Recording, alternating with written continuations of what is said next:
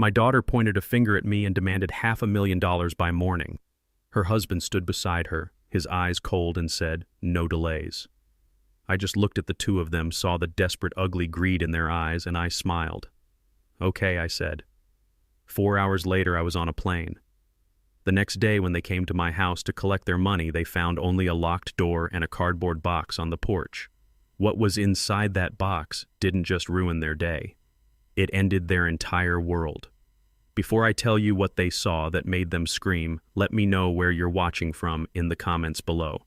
And be sure to like and subscribe if you believe that sometimes a parent's greatest duty is to deliver not a bailout but a reckoning. My name is Elias Vance. I'm 75 years old, and for 45 of those years I was a forensic accountant. My job was to find the truth hidden in numbers, to follow the trail of decimals and dollar signs until I found the lie they were trying to hide. I was good at it. I thought I had retired from that life. I thought the quiet of my home, a home filled with the warm ghost of my wife Rose, was the final chapter of my story. It turns out I was wrong. The final chapter had not yet been written. It began as most disasters do on an ordinary Tuesday night. I was in my study, a glass of bourbon in my hand, listening to a John Coltrane record, when the frantic, desperate pounding rattled my front door.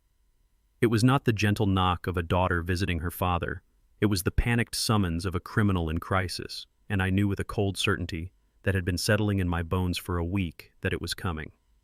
I took a deep breath, composed my face into a mask of mild fatherly concern, and opened the door. There they stood, a perfectly staged portrait of despair. My daughter Naomi, her face pale and tear-streaked, her expensive cashmere coat looking rumpled and out of place, and her husband Trevor. His tie loosened, his normally perfect hair disheveled. He was trying to look worried, but even in the dim porch light, I could see the cold, calculating cunning in his eyes. He was not a man in trouble. He was a con artist giving the performance of his life. "Daddy," Naomi cried, rushing past me into the house and collapsing onto the sofa in a heap of fabricated sobs. "Oh, Daddy, something terrible has happened." Trevor followed her, enclosing the door behind him and running a hand through his hair with a gesture of theatrical exhaustion that he had probably practiced in the car. "Elias," he said, his voice a low, urgent whisper that was meant to convey both fear and a man-to-man confidentiality. "I am so sorry to come here like this so late, but we're in trouble. Serious trouble." I played my part. I had been rehearsing for a week. "What is it? What's wrong?" I asked, my voice filled with the appropriate amount of alarm. I walked over to Naomi and sat beside her, placing a comforting hand on her shoulder. She flinched almost imperceptibly at my touch, a small telling detail that the forensic accountant in my mind filed away. Trevor began to pace the room, a caged animal in a tailored suit, and he began to weave his tale. It was a masterpiece of deceit, a story full of vague business terms and shadowy unnamed figures, all designed to sound plausible to a layman while being impossible to verify. He spoke of a once-in-a-lifetime commercial real estate deal, a syndicate of private equity partners, and an unforeseen market fluctuation. "It was a sure thing, Elias," he said, his eyes wide with feigned sincerity, a look I had seen 1,000 times across boardroom tables from men who were about to go to prison. "A guaranteed 20% return in 6 months. I put everything we had into it. I even leveraged some capital from my partners to maximize the return." "And what happened?" I asked, my voice a quiet prompt feeding him his cue. "My main partner. He's not a good man, Elias," Trevor said, his voice dropping to a conspiratorial hush. "He's connected. The kind of man you don't say no to. The market dipped last week just for a day, but it was enough to trigger a margin call. He's calling in the entire debt. He says I misled him. He's accusing me of fraud." The irony was so thick it was almost suffocating. He was using the actual name of his crime fraud as the central lie of his story. It was a bold, arrogant move. "He wants his money back." Trevor continued his pacing, becoming more agitated, his performance reaching its crescendo. "All of it. $500,000. Naomi let out a pained, perfectly timed sob from the couch. "And he wants it tomorrow, Daddy," she whispered through her tears. "He told Trevor that if he doesn't have the full amount in cash by noon tomorrow, he's going to... She buried her face in her hands, her shoulders shaking with a grief that was entirely for herself. "He's going to ruin me, Elias," Trevor finished, his voice grim. "Professionally and physically. These aren't the kind of people you can reason with. They don't file lawsuits, they make problems disappear. It was a good performance. A very good performance. They had rehearsed it. The desperate husband, the terrified wife, the shadowy, violent threat. It was a script designed to bypass reason and go straight for the heart of a protective and supposedly naive old father. They were counting on my love for my daughter to blind me to the gaping amateurish holes in their story. They had no idea that I was not just watching their play. I was auditing it, and I had already read the ending. I listened my face, a carefully constructed mask of fatherly concern, as Trevor continued to weave his elaborate tapestry of lies. He was good. I had to admit it. His story was a symphony of half-truths and outright fictions composed in a key of desperate urgency. He spoke of hard moneylenders and ironclad deadlines, painting himself as a noble but naive gladiator thrown into a den of financial lions. Naomi provided the chorus, her perfectly timed sobs and whispered pleas for help, underscoring every beat of his frantic narrative. I played my part, nodding in all the right places, my expression a mixture of shock and dawning horror. "My God, son," I said, my voice trembling with a feigned frailty. "How did you get mixed up with people like this?" "I was stupid, Elias," he said, running a hand through his hair, a gesture of a man at the end of his rope. "I was ambitious. I saw a chance to secure our future, to give Naomi the life she deserves. I trusted the wrong people." It was a sure thing. A sure thing. The phrase was a spark, an unexpected flash of light that ignited a long-dormant memory. Suddenly, I was no longer in my living room in the year 2025. I was back in my kitchen 5 years ago. The air was warm and smelled of the coffee Rose was brewing. It was late, and she and I were having one of our quiet late-night talks. Naomi had just announced her engagement to Trevor a week before. I had been delighted. I saw him as a young, ambitious man who adored my daughter. But Rose was a nurse. She had a professional's ability to see past the charming bedside manner to the vital signs beneath. "I don't trust him, Elias," she had said, her voice quiet but firm as she poured 2 mugs of coffee. I had been taken aback. "Rosie, what are you talking about? He's a wonderful young man. He's smart, he's ambitious, and he clearly loves our daughter." "He's too smooth," she had said, looking out the kitchen window into the darkness. "His answers are too perfect. It's like he's always selling something. When you ask him a question, he doesn't give you an answer. He gives you a presentation." I had laughed, trying to dismiss her concerns. "You're being too hard on him. That's just how men in his line of work talk. He's a financial consultant. They're all salesmen." "No," she had insisted, turning to face me, her eyes full of a deep, unshakable seriousness that I had foolishly ignored. "It's more than that. I asked him about his family, and he gave me a 3-minute, perfectly polished story about his hard-working father in the coal mines of West Virginia. It was a beautiful story, but it wasn't a memory. It was a script. There was no real emotion behind it. It was hollow. "Daddy, you have to trust us." Naomi's voice, pleading and desperate, ripped me from the past and threw me back into the cold, hard reality of my living room. She was on her knees in front of me now, her hands clutching mine, her face a mess of tears and mascara. "You're the only one who can help us." I looked down at her, at the daughter my wife had loved so fiercely, and all I could hear was Rose's quiet, prophetic voice from that night in the kitchen. "There's no such thing as a sure thing, Elias," she had told me as she placed the warm mug of coffee in my hands. "Only a good con man can make you believe there is." I had trusted him, and in doing so, I had not trusted the one person in the world whose judgment, whose intuition I should have valued above all others, my wife. The irony was a bitter, choking pill. She had seen the predator, and I, in my foolish fatherly optimism, had only seen the charming suitor. My past naivety had helped pave the road to this very moment. This disaster was not just theirs. A small, terrible part of it was mine. And in that moment, my resolve, which had been a cold, hard thing, was tempered with a new burning fire. I was no longer just a man seeking justice. I was a husband seeking to honor the wisdom of the wife he had failed. I looked at Trevor, who was standing by the fireplace, the very picture of a man wronged by a cruel world. He was still talking, still selling his fiction. And now they're threatening to ruin me, to take everything we've built. He was a ghost, a hollow man, just as Rose had said. And I, the man who had dismissed her concerns, was now the sole audience for his final desperate performance.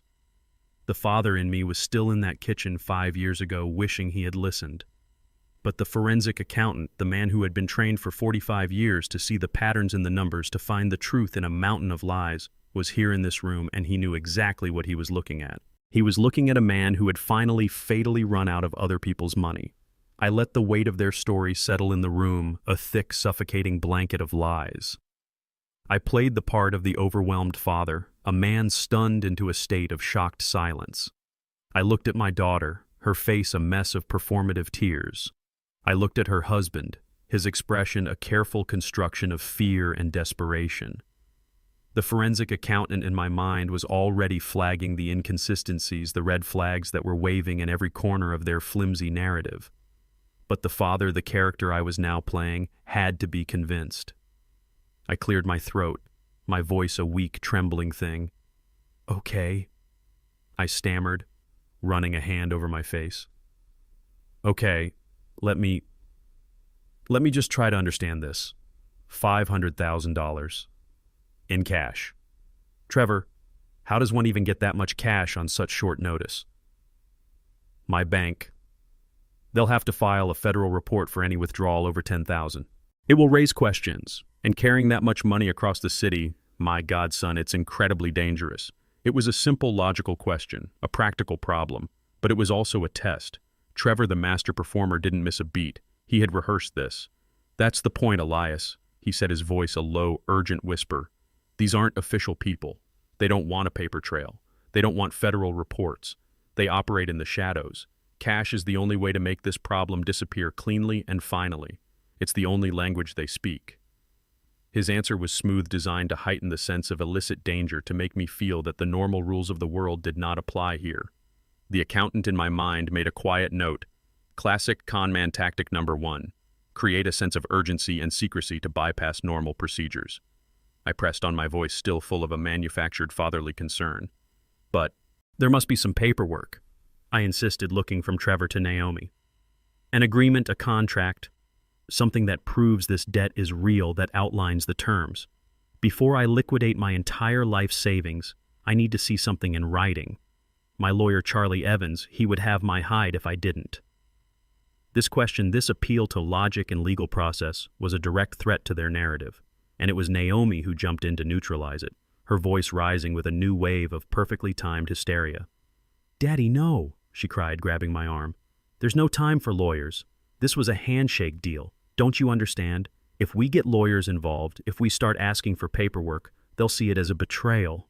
They'll think we're going to the police. They'll get angry. They'll come after him, after us." Trevor nodded grimly, backing her play. "She's right, Elias. In their world, calling a lawyer is the same as calling the cops. It would be a death sentence. Please, you have to trust us. This is a family matter. It has to be handled within the family." And there it was. Tactic number 2, isolate the mark. Frame outside help as a dangerous threat. They were not just lying, they were following a script as old as greed itself, a script I had seen in 100 different case files over the years. They were building a cage of fear and urgency around me, and they expected me to be too panicked to see the bars. I let out a long, shuddering sigh, a sound of a man being overwhelmed, of a father's logic being drowned by his fear for his child. I looked at my daughter's terrified, pleading face. It was a brilliant performance. It truly was. "Okay," I whispered, the picture of a defeated old man. "Okay, no lawyers, I understand." I had let them win the argument. I had let them believe they had successfully navigated my final feeble objections, and now they were confident, they were in control, and they were ready for the final killing blow. I had played my part, the hesitant, concerned father, pointing out the logical flaws in their desperate, flimsy story. I had tested the lie and found it to be as hollow as I knew it was. Now it was time for them to make their final move. I had presented them with the reality of the situation, that liquidating a lifetime of savings takes time, that the world of finance operates on rules and schedules. I had given them the truth, and I waited to see how they would react to it. Their reaction was not one of understanding or of problem-solving.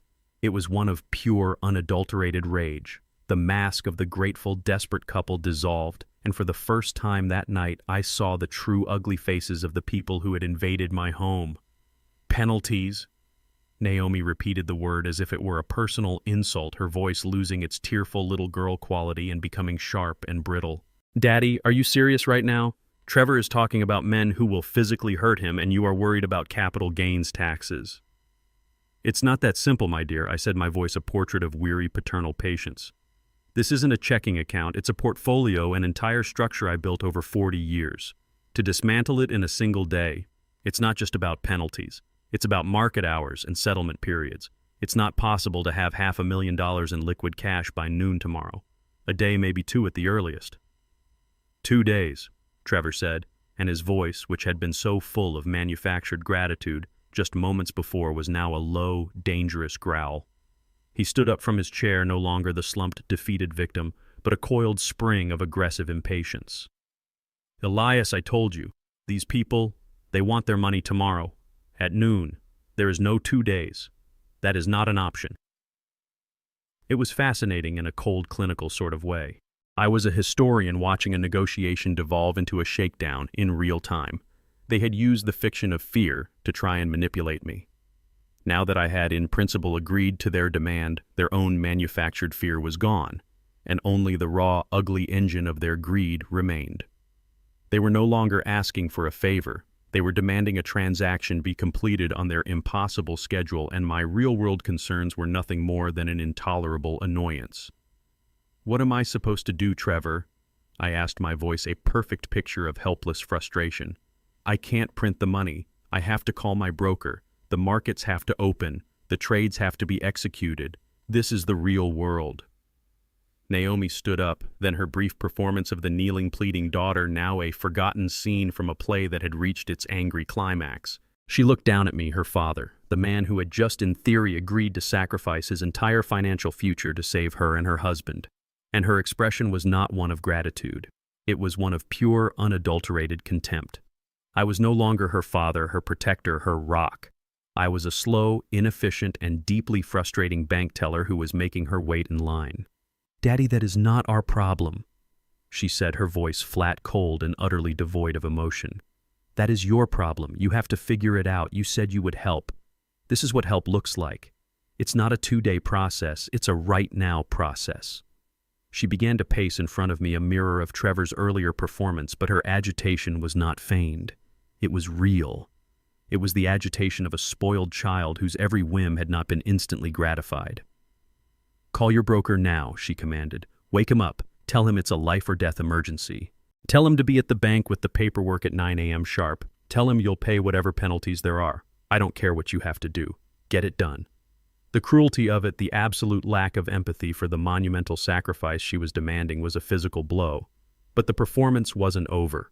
This was the moment I had been waiting for, the moment I knew would come, the moment they would push too far, the moment they would make their demand so explicit, so unreasonable, so monstrously selfish that no one on earth, not a single person in a future jury box, could ever see them as the victims.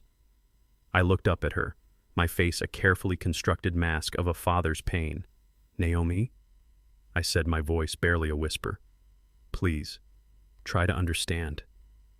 But she was not speaking to her father anymore. She was speaking to her bank, and her account was overdrawn. She took a step closer, her face contorted with a rage that was terrifying in its purity. She pointed a finger at me, a gesture of such profound, shocking disrespect that it felt as if she had physically struck me. I don't want to hear it, she snapped, her voice rising to a near shout. I don't want to hear about your broker or your penalties or your process. You said you would handle it, so handle it. I need the money tomorrow. Trevor stood up, moving to stand beside her, a silent, menacing pillar of support for her tirade. He was no longer her husband. He was her enforcer. He looked down at me, his eyes as cold and dead as a shark's. And no delays. He added, his voice a low, threatening growl that was meant to be the final intimidating word. And there it was, the final naked demand. Not a request, but an order. Not a plea for help, but a threat. They were no longer pretending to be victims. They were robbers, and I was the mark. They had stripped away the last thin veneer of family and love, revealing the ugly transactional truth of their relationship with me. The forensic accountant in my mind made a final silent note. The demand. Motive absolute entitlement. the belief that my assets are their property. The crime is no longer the fraud committed against others. It is now an active attempt at extortion against me. I looked up at their faces flushed with the righteousness of their own greed. I looked at my daughter's finger still pointing at me like a weapon. I looked at the man who had taught her to be this way. And in that moment, in the face of their absolute monstrous selfishness, I felt a profound and terrible peace. The last of my doubts, the last of my fatherly hesitations were burned away in the heat of their cruelty. They had given me the final piece of evidence I needed. They had given me the moral authority to do what had to be done. The father in me was finally, truly dead. And the man who was left was simply a witness, a historian, and now a judge. The final naked demand hung in the air between us, an ugly, brutal monument to their greed. I need the money tomorrow, and no delays. They stood over me, a united front of intimidation and entitlement, their faces flushed with the righteousness of their own desires. They were waiting for me to break, to argue, to weep. They were expecting a fight. I gave them a surrender instead. I let the silence stretch, filling the room with the sound of the old clock ticking on the mantelpiece, each second a hammer blow of decision. I looked from my daughter's furious, demanding face to her husband's cold, predatory eyes. I saw no love there, no family. I saw only a business transaction, and I was the asset being liquidated. The historian in me, the part that had been so coldly analyzing their every move, stepped back, and for one final brilliant moment, the actor took the stage. I let my shoulders slump. I let the look of a lifetime of weariness settle upon my features. I looked up at them, my eyes full of a carefully crafted sadness, the look of a man who had been utterly and completely defeated, a king who had just been forced to sign away his kingdom. And then I smiled. It was not a real smile. It was a weak, tired, broken thing, a fragile imitation of warmth. It was the smile of a man who has given up the fight. Okay. I whispered the word, a barely audible breath of capitulation. Okay. I raised my hands in a small gesture of surrender. I'll figure it out. I'll call my broker. The money will be ready for you. Tomorrow. The change in the room was instantaneous, a physical shift in the atmosphere so sudden it was almost violent. The thick, cloying tension of their aggression did not just ease, it burst, flooding the space with a wave of palpable, giddy relief. Trevor, who had been a coiled spring of menace, physically deflated. He let out a long, whooshing breath and sank back into the armchair, a triumphant, exhausted grin spreading across his face. "See," he said, his voice no longer a growl but a smooth, satisfied purr. "I knew you'd do the right thing, Elias. I knew you wouldn't let us down." Naomi's transformation was even more stunning. The angry pointing finger dropped. The furious mask on her face melted away, replaced by a dazzling smile of pure, victorious joy. She rushed forward and threw her arms around me in a hug that was utterly, completely false. "Oh, Daddy," she squealed, her voice now the cheerful, loving chirp of the daughter she had been pretending to be. Thank you. I knew you wouldn't let us down. You're our hero." I did not hug her back. I simply sat there, a statue of defeat, and let her perform her final act of gratitude. She pulled away, her eyes shining with the thrill of her victory. They saw my surrender, my broken smile, my weary agreement, and they believed it completely.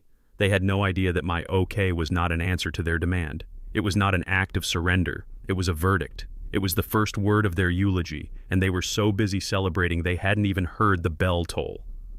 My whispered okay was the final nail. The coffin of my old life, my old relationship with my daughter, was sealed shut with that single defeated word.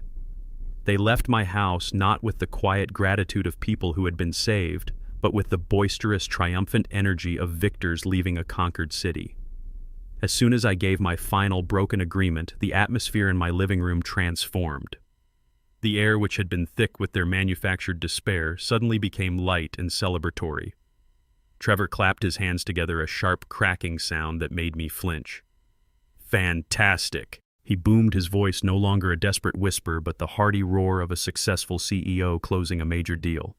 "That's settled then. We'll be here at noon tomorrow to pick up the check." It was not a question. It was a statement of fact. He was already giving me my orders. Naomi, my daughter, rushed to her husband's side, her face flushed with victory. She looped her arm through his, the two of them, a united front of smug satisfaction. The tear-streaked, terrified woman who had been kneeling at my feet just moments before was gone, replaced by a cool, confident socialite who had just secured her funding. She turned to me, her smile bright and utterly devoid of warmth. "Thank you, Daddy," she said, her tone the same one she might use to thank a waiter for refilling her water glass. "You really came through for us. For a minute there I was worried you were going to be difficult." The condescension in that last word was a final twisting turn of the knife. I wasn't a person who had just sacrificed his life savings for them. I was a potential obstacle that had been successfully managed. They moved towards the door, a whirlwind of renewed energy and grand plans. Their conversation was no longer about shadowy loan sharks or physical threats. It was about the future, a future they now believed was secure, a future built upon the ruins of my own.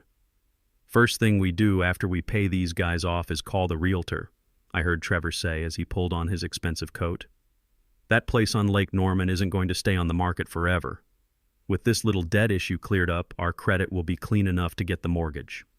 So that was the plan. The $500,000 wasn't just to fill the hole in their Ponzi scheme. It was to clear their slate so they could take on even more debt to finance an even bigger lie. My life savings were not a bailout. They were a down payment on their next fraud.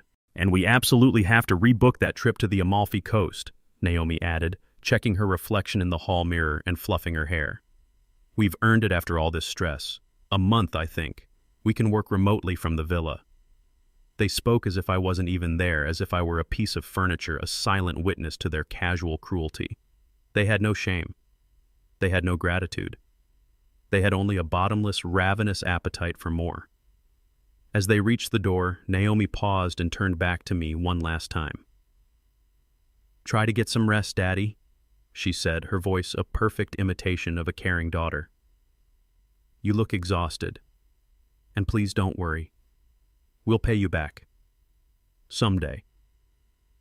The lie was so effortless, so casual, it was almost an afterthought. It was a final, dismissive pat on the head for the foolish old man they had so successfully manipulated. She had no intention of ever paying me back. We both knew it. Then they were gone. The front door closed with a quiet click, shutting out the sound of their cheerful, excited chatter as they walked to their car. I heard the engine of the Range Rover roar to life, a sound of power and privilege, and then they were gone, speeding off into the night to celebrate their victory. I stood alone in the silence of my living room. I walked to the window and watched their taillights disappear down the street. They were completely and utterly convinced that they had won. They had come to me with a problem, and they had left with a solution. They never once saw the emptiness in my eyes, the cold, dead calm that had settled in my heart. They saw a weak, grieving, sentimental old fool, and they had played me like a fiddle. They had no idea that they hadn't been playing me. They had been playing themselves. They had spent the entire evening describing in meticulous detail the cage they were in, and then they had handed me the key. I looked at the clock on the mantelpiece, the one Rose had loved so much. It was almost midnight. I had a lot of work to do, and not much time to do it. The war was not over. It had just begun. As the sound of their car faded into the night, a profound and heavy silence settled over my house. They were gone, speeding off to celebrate their victory, completely secure in the knowledge that they had won, that the foolish, sentimental old man had crumbled just as they had predicted. They believed the game was over. They had no idea that the real game, my game, had begun a week ago, not in my living room, but under the cold marble countertop of their own kitchen. My mind went back to that moment, the true beginning of this whole sordid affair.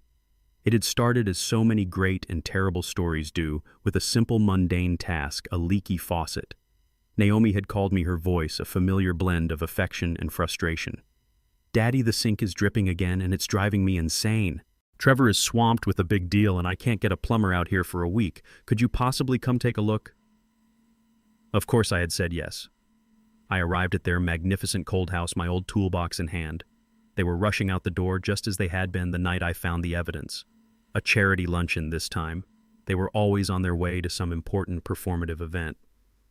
I was left alone in the sterile, silent kitchen, the only sound the steady, rhythmic drip, drip, drip from the designer faucet. It was the sound of a small, persistent flaw in an otherwise perfect facade. I got down on my old knees and opened the cabinet doors beneath the sink. It was a dark, cluttered space. I had to move a jumble of expensive organic cleaning supplies to get to the pipes. In the back, there was a precarious stack of plastic takeout containers. As I tried to shift them, the entire stack came tumbling down, scattering across the kitchen floor. And there in the space they had been hiding was a sleek, expensive laptop and a thick black leather-bound ledger. The ledger was the first red flag.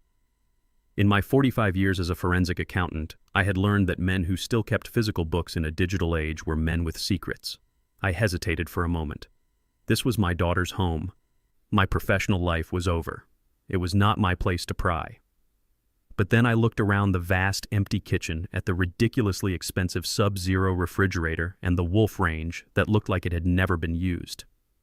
I thought of my daughter, who had never earned more than a modest salary in her life, living in a multi-million-dollar home. And I thought of my wife, Rose, and her quiet, unshakable intuition. "He's too smooth, Elias," she had always said about Trevor. "His stories don't have roots."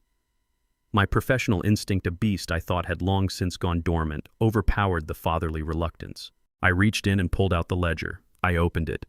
And the world as I knew it ended. It was a list of names, and next to each name, a number. I recognized the names: Henderson, Abernathy, Morgan. These were our friends, people who had come to our house for Christmas parties, people who had held my daughter in their arms when she was a baby. The numbers next to their names were large: 50,000, 100,000, 75,000. It was an investor list. I flipped the page. Disbursements. It was a sickening catalog of their life. Range Rover down payment, $70,000. Amalfi Coast vacation, $20,000. Custom suits T, Hayes, $10,000. He was spending their money, our friends' money. My mind, cold and analytical, began to put the pieces together. I flipped to the back of the book, searching for the bottom line, and I found it. Capital inflow versus outflow. The final brutal calculation, a deficit of $500,000. It was a Ponzi scheme. Classic, simple, and utterly monstrous. I felt a wave of dizziness so profound I had to grip the edge of the marble countertop to keep from falling. The victims were not just names. They were the faces of my friends, the people who had trusted my daughter's husband because he was my daughter's husband. He had used my name, my reputation, as the key to unlock their life savings. And my daughter was living in the proceeds of the crime. I needed more. I needed irrefutable proof. I opened the laptop. It was not password protected. Arrogance. The desktop had a single folder on it labeled Clients. I clicked it open. It was a digital blueprint of his entire criminal enterprise. There were fraudulent account statements showing impossible returns, and there was a master spreadsheet. It had a column for the investors' ages. Most were over 70, and it had a column of notes. Henderson recently widowed. Abernathy sold family business. It was a predator's playbook. The father in me was screaming, but the accountant took over. I took out my phone. My hands were shaking, but my movements were precise. I took clear, high-resolution photos of every single page in that ledger. I photographed every fraudulent statement on the laptop, every line of that damning spreadsheet. I documented everything. Then I put it all back. The laptop, the ledger, the takeout containers. I made the crime scene look untouched. I did not fix the faucet. I left it there, a quiet, insistent witness. Drip, drip, drip. And so when they had walked into my house that night with their desperate theatrical performance and their story of shadowy loan sharks, I was not a shocked and grieving father. I was a fully briefed witness for the prosecution. The play they were performing was for an audience of one, and that audience had already read the final tragic act. He had just been waiting for the actors to take the stage. The clock on the mantelpiece, the one Rose had loved so much, read midnight when Charlie's car pulled silently into my driveway. He didn't knock. I had left the door unlocked for him, a silent invitation into the war room that my quiet suburban home had become. He entered like a shadow, his face grim in the dim light of the hallway, carrying a heavy-looking leather briefcase that I knew contained not just legal pads, but a portable scanner, encrypted hard drives, and 2 pairs of latex gloves. He was no longer just my friend, the retired lawyer who I played chess with on Thursdays. He was my partner, my consigliere, my co-conspirator in an act of necessary and terrible justice. "Are you ready for this, Elias?" he asked, his voice a low rumble that seemed to fill the quiet of my living room. He looked at my face, searching for any sign of hesitation of a father's weakening resolve in the face of the final definitive act. "I am," I said, my own voice steady, the actor's performance of the broken father now completely gone, replaced by the cold, clear focus of the forensic accountant. "They left me no other choice. They made the demand." "Good," he said, giving a single sharp nod. "Because once we begin, we are crossing a line. We are moving from knowledge to action. There is no turning back from this." He walked not to the living room, but to my kitchen table, the place that had been the heart of my family for 40 years. He placed his briefcase on the warm oak and clicked it open. The interior was not filled with the clutter of an ordinary briefcase. It was a neat, organized, and professional kit. He laid out his tools with the practiced precision of a surgeon. "You have the photos?" he asked, pulling on the first latex glove with a soft snapping sound. I nodded, took out my phone, and placed it on the table. Every page of the ledger, every file on the laptop, high resolution. "The metadata is all intact." "Excellent," he said, pulling on the second glove. "Let's get to work. We are going to build a fortress, Elias.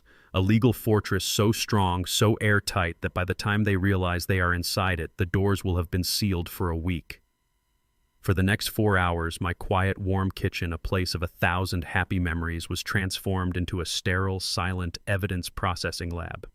We did not speak of our feelings. We did not speak of Naomi or of Rose. We spoke only of the task at hand, our conversation a low, professional murmur of technical terms and strategic planning. "Okay," Charlie began, connecting my phone to a small, black encrypted hard drive. "I'm transferring the image files now. We're not putting this on any computer that's connected to the internet. This drive will be our master copy, our original evidence. We'll make 2 working copies from it, one for the authorities and one for the box." I watched as the progress bar on his laptop screen slowly filled. It felt like I was watching my own life's blood being drained away and stored in a cold digital vault. Each photograph that was copied was a final severing act. Once the transfer was complete, Charlie began the meticulous process of building the case. He was no longer my friend. He was the prosecutor I had seen him be in the courtroom decades ago, a brilliant, ruthless architect of facts. "First," he said, pulling up a crystal-clear image of the first page of Trevor's handwritten ledger, "we have this, the Rosetta Stone. Elias, in a digital age, a physical ledger like this is a gift from the gods of prosecution. It's a tangible confession. We have his handwriting. We have the names of the victims. There is no denying its authenticity. He can't claim he was hacked. He can't claim a virus corrupted the file. This," he said, tapping the screen, "is his own hand meticulously documenting his own crime. To a jury, this is the smoking gun." He saved the file into a folder he labeled in neat block letters, "Exhibit A, the Ledger." "Next," he said, clicking to a new file. A side-by-side comparison appeared on the screen. On the left was the fraudulent account statement he had been emailing to Mrs. Henderson. It showed her initial $100,000 investment having grown to a healthy $115,000. On the right was the photograph of the master spreadsheet on his laptop, showing her real balance was just a few $1,000s. "This is where we prove intent to deceive," Charlie explained, his voice a cold clinical lecture. "It's one thing for an investment to go bad. It's another thing entirely to lie about it consistently and in writing. Each one of these emails, each one of these fake statements is a separate count of wire fraud. We have a dozen victims, which means we have dozens of counts." He wasn't just losing their money. He was actively and repeatedly lying to their faces to conceal the theft. This tells a story of a calculated, long-term deception. He saved the files into a new folder, Exhibit B, Acts of Fraud. He then moved to the spreadsheet itself, zooming in on the column of notes, the predator's playbook. Recently widowed, living on a fixed income, needs supplemental income for medical bills. Charlie's voice, which had been clinical, now became tight with a contained rage. "And this, Elias," he said, his voice dropping to a low growl, "this is what will destroy him in court. This is what will make a jury hate him. This isn't just a white-collar criminal. This is a predator who specifically targeted the weakest members of the herd. This moves the crime from the financial pages to the front page. A prosecutor won't just see this as fraud. They will see it as a hate crime against the elderly. There is no sympathy for a man who does this. None. He saved the final damning spreadsheet. Exhibit C, evidence of predatory targeting. The fortress was being built brick by damning brick. He worked in a focused silence for a long time, copying, labeling, and organizing. The only sounds were the quiet clicking of his laptop keys and the steady rhythmic drip of the still unrepaired faucet from my daughter's kitchen, a sound that now seemed to be echoing in my own home. Drip, drip, drip. The sound of their world slowly, steadily bleeding out. Finally, he was done. He had 2 identical encrypted USB drives in his hand. One was labeled SEC, the other was labeled simply The Box. He placed the SEC drive into the handsome leather briefcase. The other he left on the table. "It's all there," he said, the adrenaline of the work finally fading, leaving behind a profound weariness. "A complete, verified, and duplicated record of their entire criminal enterprise. It's more than enough. This isn't just a slam dunk, Elias. This is a case that will make headlines." He began to carefully pack his equipment away. The scanner, the hard drives, all of it disappeared back into his briefcase.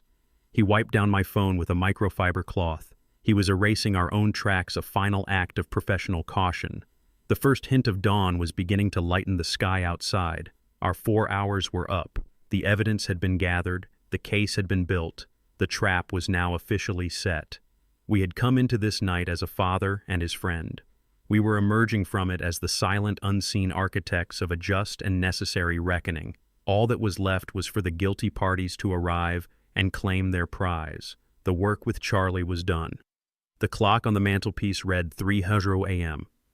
In the 4 hours since Naomi and Trevor had left my house, a quiet but profound revolution had taken place. The evidence from my phone had been copied, encrypted, and organized into a fortress of irrefutable facts. The chaotic, ugly secret I had discovered under my daughter's kitchen sink was now a clean, orderly, and absolutely devastating legal case. Now it was time to prepare the final delivery. On my kitchen table, the warm oak surface where Rose and I had shared 40 years of meals, we laid out the 2 sets of printed documents. 2 identical stacks of black and white paper, each one a monument to my daughter's and her husband's greed. "This one," Charlie said, tapping the first stack, "is for the authorities. It needs to be perfect, clean, organized, and undeniable." He worked with the meticulous, ordered precision of a man who had spent his life bringing order to the chaos of human malfeasance. From his briefcase, he produced a series of professional, legal-grade evidence folders. He began to sort the documents into categories, his movements economical and precise. He was not just organizing papers, he was building a cage out of facts and statutes. Each labeled folder was another iron bar.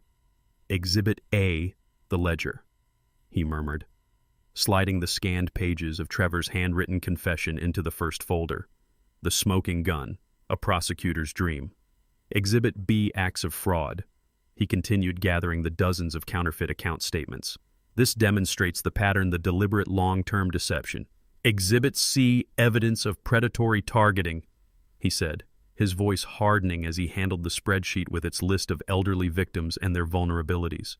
"This is what will remove any shred of sympathy from the jury." Finally, he took the printout of the email about the Cayman Islands. "And Exhibit D, intent to flee. This shows it wasn't a mistake. It was a heist." He placed all the folders in their perfect damning order into a handsome, sturdy leather briefcase. It looked official, important, and final. It was a weapon of pure, cold, impartial law. It was an instrument of the state. While he worked on his, I began to prepare the second box. Mine was not a briefcase. I had gone into my garage earlier and found a simple, plain cardboard box, the kind that might be used for packing away old clothes or forgotten memories. It was anonymous, unassuming. It was a box for a personal delivery, an instrument of the Father. I took my own identical set of the printed evidence. I did not sort it into legal categories. I simply held the thick, heavy stack in my hands. It felt like a tombstone. It was heavy with the weight of lies, of betrayal, of a dozen ruined retirements. It was the full, undiluted truth of what they had done. I placed it squarely in the bottom of the cardboard box. This was the foundation of their new reality. Next, I went to my desk. From a locked drawer, I took out the two items I had prepared. The first was the bus ticket. It looked so flimsy, so insignificant, a pathetic scrap of paper in the face of such a monumental crime. A single one-way ticket on a Greyhound bus departing from Charlotte the next afternoon. The destination, a small, forgotten coal mining town in the hills of West Virginia. The town where Trevor had been born, the town he had spent his entire life clawing his way out of. It was a ticket back to the beginning, to a life of hard work and honest poverty. It was a path to a different kind of life, a life of humility, of starting over from nothing. It was, I knew, a foolish gesture, a father's last desperate act of hope. She would see it as an insult, a final act of condescension.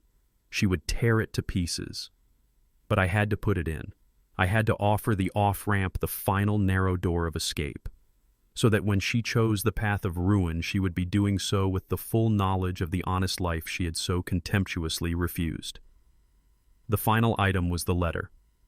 I had written it after my phone call with Charlie, the words coming to me with a sad, terrible clarity. It was not a letter of anger. It was a letter of consequences. I unfolded it one last time. My dearest Naomi, if you are reading this, then you have found your inheritance. It is not the $500,000 you demanded, it is the truth. A truth you have avoided for a very long time. The papers in this box are a complete record of the crimes you and your husband have committed. They are a duplicate of a set that is, as you read this, on its way to the federal authorities. I did not do this to hurt you. I did this because I had no other choice. I did this because the father in me, the man who would do anything to protect his little girl, had to finally step aside and let the man your mother married, the man who believes in right and wrong, do what was necessary. I discovered your crime. I saw the names of our oldest friends on a list of victims, and in that moment I was faced with a choice to protect your crime or to protect your mother's legacy. I chose her. And the man you performed for in my living room, the weak, defeated old man who agreed to give you his life savings, was a lie. He was a role I played to give you the opportunity to show me who you had truly become, and you did not disappoint. You showed me a cruelty and an entitlement that I did not recognize. You showed me a stranger. This is not a punishment, Naomi. It is a reckoning. The bus ticket is a symbolic choice. It is a path to a simple, honest life, the kind of life your mother and I built. I do not expect you to take it, but I had to offer it. The father in me had to offer it. This is the last letter I will ever write to you. The man who loved the little girl you once were is gone. He died in my living room last night. The man who is left can only offer you the truth, and the truth is now in your hands. Do with it what you will. Goodbye, Dad. I folded the letters and placed it on top of the bus ticket, which in turn rested on the cold, hard proof of their crimes. I looked at the contents of the box, the evidence, the ticket, the letter. It was a complete and final judgment. I sealed the box with heavy packing tape, the sound ripping through the silence of the house. Each strip of tape was a final severing act. The two packages were now complete. They sat side by side on my kitchen table in the growing light of the dawn. Charlie's leather briefcase filled with the cold, hard language of the law, and my simple cardboard box filled with the devastating personal language of the truth. One was a path to a federal prison. The other was a path to a lonely bus station. Both were a one-way ticket to the consequences they had so arrogantly believed they could outrun. The hour before my midnight flight was the quietest of my life. Charlie and I had driven to the airport in a heavy, comfortable silence. The two evidence packages sitting on the back seat like silent, watchful passengers. The Charlotte Douglas International Airport, usually a frantic hive of activity, had subsided into a low, melancholic hum. The crowds had thinned, leaving only the red-eye warriors and the weary travelers waiting for the last connections of the night. It felt like a place between worlds, a fitting departure point for the journey I was about to take. We found the gate for my one-way flight to New York. It was at the far end of the concourse, quiet, almost deserted. We sat in the stiff, uncomfortable chairs, the handsome leather briefcase at my feet, the plain cardboard box on the seat between us. For a long time we just stared out the massive window at the blinking lights of a plane taxiing on the dark runway. "Are you sure about this, Elias?" Charlie said finally, his voice a low rumble that was barely audible over the airport's ventilation system. "There's still time to turn back. We can walk out of here right now. I can make the call to my contact at the U.S. Attorney's Office in the morning. We hand over the briefcase, you get on a plane to Florida, and you wash your hands of it. You don't have to be the one to pull the trigger." It was the voice of a good and loyal friend offering one last merciful escape route, an easier path. But we both knew that the easy path was a luxury I could no longer afford. "And what would that accomplish, Charlie?" I asked my own voice, tired but firm. "They'd be arrested. There would be a trial, and through it all they would see themselves as victims, victims of a system that caught them, victims of a father who betrayed them. They would serve their time, and they would learn nothing except perhaps how to be more careful the next time." "That's the system's job, not yours," he argued gently. "The system is there to punish, not to teach moral lessons." "But I am her father." I said the word feeling foreign in my mouth. "My job is not just to report the crime. My job is to deliver the lesson. They came to my house. They stood in my living room and performed a lie for me. They tried to make me a party to their crime. They tried to use my love for my daughter as the final tool to complete their scheme. This is not just a legal matter for me, Charlie. It is a profound personal betrayal, and the consequences must be just as personal." He sighed, a long, weary sound of a man who knew he had lost the argument but had to make it anyway. "You know what this means, right? You're not just sending her to a courthouse. You are cutting her out of your life. Forever. When she gets out, there will be nothing left between you, no anger, no love, just the scar tissue of this night. You can't come back from this, Elias." "I know," I said quietly. And I did. The father in me had already grieved that loss. The man sitting here tonight was someone else, an instrument of a different kind of justice. The daughter I knew, the little girl Rose and I raised, she's been gone for a long time. I just didn't have the courage to admit it to myself. What I am doing now is not an act of abandonment. It's an act of clarification. I am simply holding up a mirror and forcing her to see the person she has truly become. I looked at the simple cardboard box sitting between us. "That's what this is for," I said, tapping its side. "The briefcase is for the law, the box is for the lesson." "The bus ticket was a brutal touch, Elias," Charlie said, shaking his head slowly. "Even for me. It's cruel." "Is it?" I asked. "Or is it the only act of mercy I have left to give? It is a choice, a final symbolic choice. In that box she will find two paths. One is the evidence of a life of crime that will lead her to a federal court, a life of courtrooms and prison cells. The other is a bus ticket back to the small forgotten town where her husband was born, a place where people work hard for an honest living. It's a path back to a life of humility, of starting over from nothing. It is the slimmest, most improbable chance at redemption I can offer." I paused, the full, heartbreaking truth of it settling on me. I know she won't take it. Her pride, her arrogance would never allow it. But I have to offer it. The father in me needs to offer it, so that when she makes her other choice, to rage, to blame, to fight, she will be doing so with the full knowledge of the honest path she refused to take. We sat in silence again, the weight of it all settling between us. A disembodied voice echoed through the terminal announcing the pre-boarding for a flight to Dallas. "What do you think Rose would have said?" Charlie asked, his voice barely a whisper. That was the question that had haunted me for weeks, the ghost in every one of my quiet, lonely nights. I looked out at the dark runway, at the distant glittering lights of the city. I said, my voice thick with an emotion I thought I had buried. I think her heart would have broken into a million pieces. She would have wept for the daughter she loved so fiercely. But Rose was a nurse. When a wound was infected, when there was a poison in the system, she knew you couldn't just cover it with a bandage and hope for the best. She knew you had to clean it out no matter how painful it was, or the poison would spread and kill the whole body. She would have been destroyed, but she would have understood. She would have held my hand, and she would have told me to do the right thing. The automated voice came on again, this time with a calm, final authority. "Now boarding flight 1138 to New York LaGuardia at gate E14. It was time. We stood up. I picked up the heavy leather briefcase, the instrument of the law. Charlie picked up the cardboard box, the instrument of the lesson. "I'll place this on your doorstep right after you take off," he said. "It will be there waiting for them at noon." We stood facing each other, two old friends at the end of a long, dark road.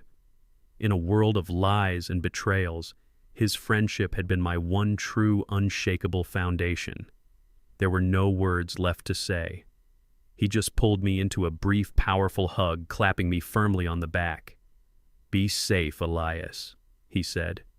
"You too, old friend," I replied. I took the briefcase, my shoulders squared, and I walked toward the gate, not looking back. I handed my ticket to the agent. I walked down the sterile, quiet jet bridge. Each step was heavy, final. I was walking away from my home, from my past, from the last lingering ghost of the daughter I once knew. I was walking toward a cold, clean, and necessary reckoning. After the long, grim work at my kitchen table, a new and final phase of the night began. The evidence was copied, the packages were prepared, and the first pale hints of dawn were beginning to stain the eastern sky. It was time to set the final pieces of the board. Charlie and I drove from his house, where we had gone to print the final documents, back to mine. But we did not go inside. He pulled his car to a stop across the street, the engine a low, quiet hum in the pre-dawn stillness. "This is the last stop, Elias," he said, his voice soft. "Are you ready?" I looked at my house, a dark silhouette against the lightening sky. It was a place I had not set foot in since that terrible night. "I'm ready," I said. I got out of the car. Charlie passed me the simple cardboard box from the back seat. It felt both lighter and heavier than I expected. Light because it was only paper and a key. Heavy because it was the full weight of my daughter's future. I held the box in my hands and began the last walk I would ever take up my own front path. Every step was a memory. The slight crack in the second paving stone where a young Chloe had dropped a heavy toy. The rose bush by the door, the first thing Vivian and I had ever planted together. The brass doorknob worn smooth by the touch of our hands over 40 years. This was not just a path to a house. It was a path through my entire life. I reached the porch. The rocking chair where Rose and I had spent so many summer evenings was still a silent, waiting ghost. I knelt down, my old knees protesting, and placed the cardboard box squarely on the welcome mat, a place that was meant for greeting guests, not for delivering a final, terrible judgment. I stood up and looked at the front door. For a moment I was tempted to use my key to go inside one last time, to walk through the quiet sleeping rooms and say a final goodbye. A goodbye to the ghost of my wife in her favorite armchair, a goodbye to the ghost of my little girl in her star-covered bedroom. But I knew I could not. That house was no longer my home. It was a crime scene. It was a memory. To step inside now would be to risk drowning in a past that no longer existed. So I stood there on the porch in the cold gray air of a new day, and I said my goodbyes from the outside.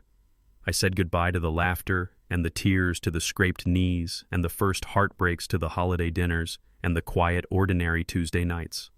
I said goodbye to the life Vivian and I had built, a life of love and integrity that had somehow produced a daughter who understood neither. The pain of that final goodbye was a sharp physical ache in my chest, but underneath it there was a foundation of unshakable resolve. The historian in me knew that you cannot save a crumbling monument by weeping at its base. Sometimes the only way to honor its memory is to cordon it off, to document its fall, and to ensure that the truth of its history is preserved. And that is what I was doing.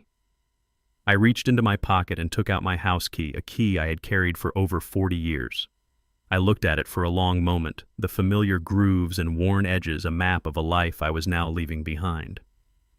I stepped forward, inserted it into the lock of my own front door, and turned it. The sound of the deadbolt sliding home was a loud, definitive click in the morning silence. It was a sound of finality. I was not just locking a door. I was closing a chapter. I was sealing a tomb. I let go of the key, leaving it in the lock. It was no longer mine to carry. I turned my back on the house, on the box, on the ghosts of my past, and I did not look back. I walked down the stone path, my steps steady, and got back into Charlie's waiting car. The leather briefcase, the one containing the cold, hard facts for the authorities, was on the seat beside me. My mission was now in its final phase. As Charlie pulled away from the curb, I saw my house one last time in the side mirror, a quiet, respectable home on a quiet, respectable street, with a simple cardboard box sitting on the porch like an ordinary, innocent delivery. It was a perfect, peaceful picture. A time bomb ticking silently in the dawn.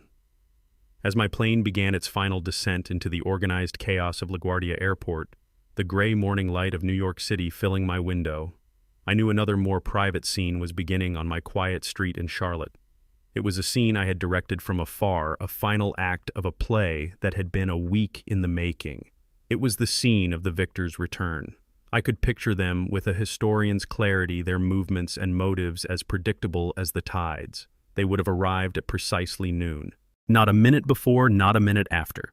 Punctuality for them was not a sign of respect, but a demonstration of power. It was the punctuality of a creditor arriving to collect a debt of a new owner, arriving to take possession of a property they already believed was theirs. They would pull up to the curb, not in the white Range Rover, which I knew was now a liability they were likely trying to hide from potential creditors, but in a gleaming black Uber SUV, the kind reserved for executives and celebrities. It was a rental, of course, another temporary piece of a life lived on credit, and lies a final performance of a wealth they had not yet officially possessed, but fully inhabited in their minds. I saw them emerge from the car, two figures of dazzling, triumphant success. Trevor, my son-in-law, would be in a sharply tailored blue suit, an outfit not for a somber business meeting, but for a celebratory lunch at a Michelin-starred restaurant that would surely follow.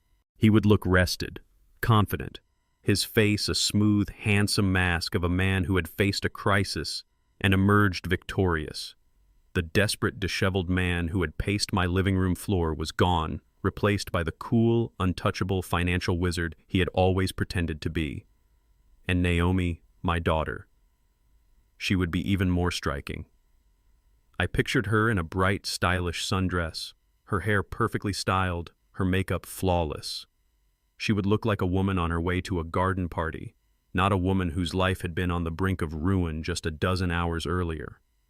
They were a perfect portrait of wealth and privilege, a golden couple arriving not to beg but to claim what was rightfully theirs. They would walk up my familiar stone path with a proprietary air, as if they were already imagining putting a for sale sign on the lawn. Trevor would be carrying an expensive leather briefcase not to put money in, but presumably to carry it out. They were not expecting a difficult transaction. They were expecting a simple delivery. Their conversation as they walked would be a symphony of self-congratulation. First, stop the bank to deposit this check. I could hear Trevor saying, his voice full of a smug, easy confidence. Second, stop that new French restaurant you love for a champagne lunch. My treat. We deserve it after the stress of the last 48 hours. And then, Naomi would add, her voice a giddy whisper of excitement, we call the realtor for the Lake Norman house. I want to put in a firm offer by Monday. I've already picked out the curtains for the master bedroom. They were already spending the money. My money. The money of our friends. They were furnishing a house they did not own with the proceeds of a crime they had not yet gotten away with. Their arrogance was a thing of pure, terrifying beauty. It was a perfect, flawless diamond of self-absorption. There would be no talk of paying me back. There would be no mention of the monumental sacrifice I had supposedly made. The transaction in their minds was already complete. My life savings had simply been transferred from my column in the ledger of the world to theirs. It was a simple, and in their minds, just redistribution of wealth.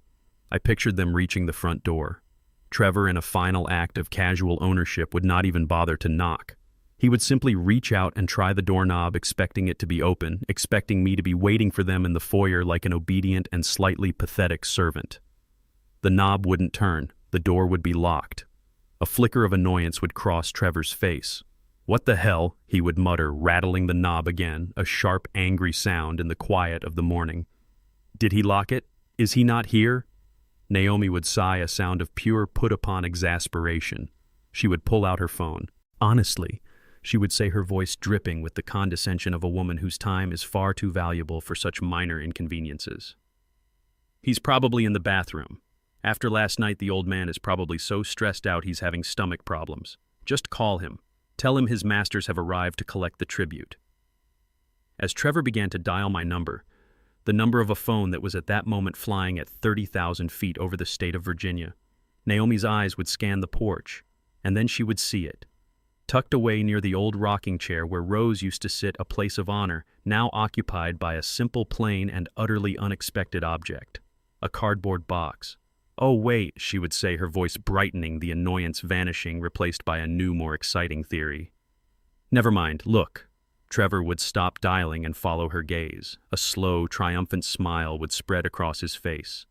It was a smile of pure, unadulterated victory. "Well, what do you know?" he would say, a low, appreciative chuckle in his voice.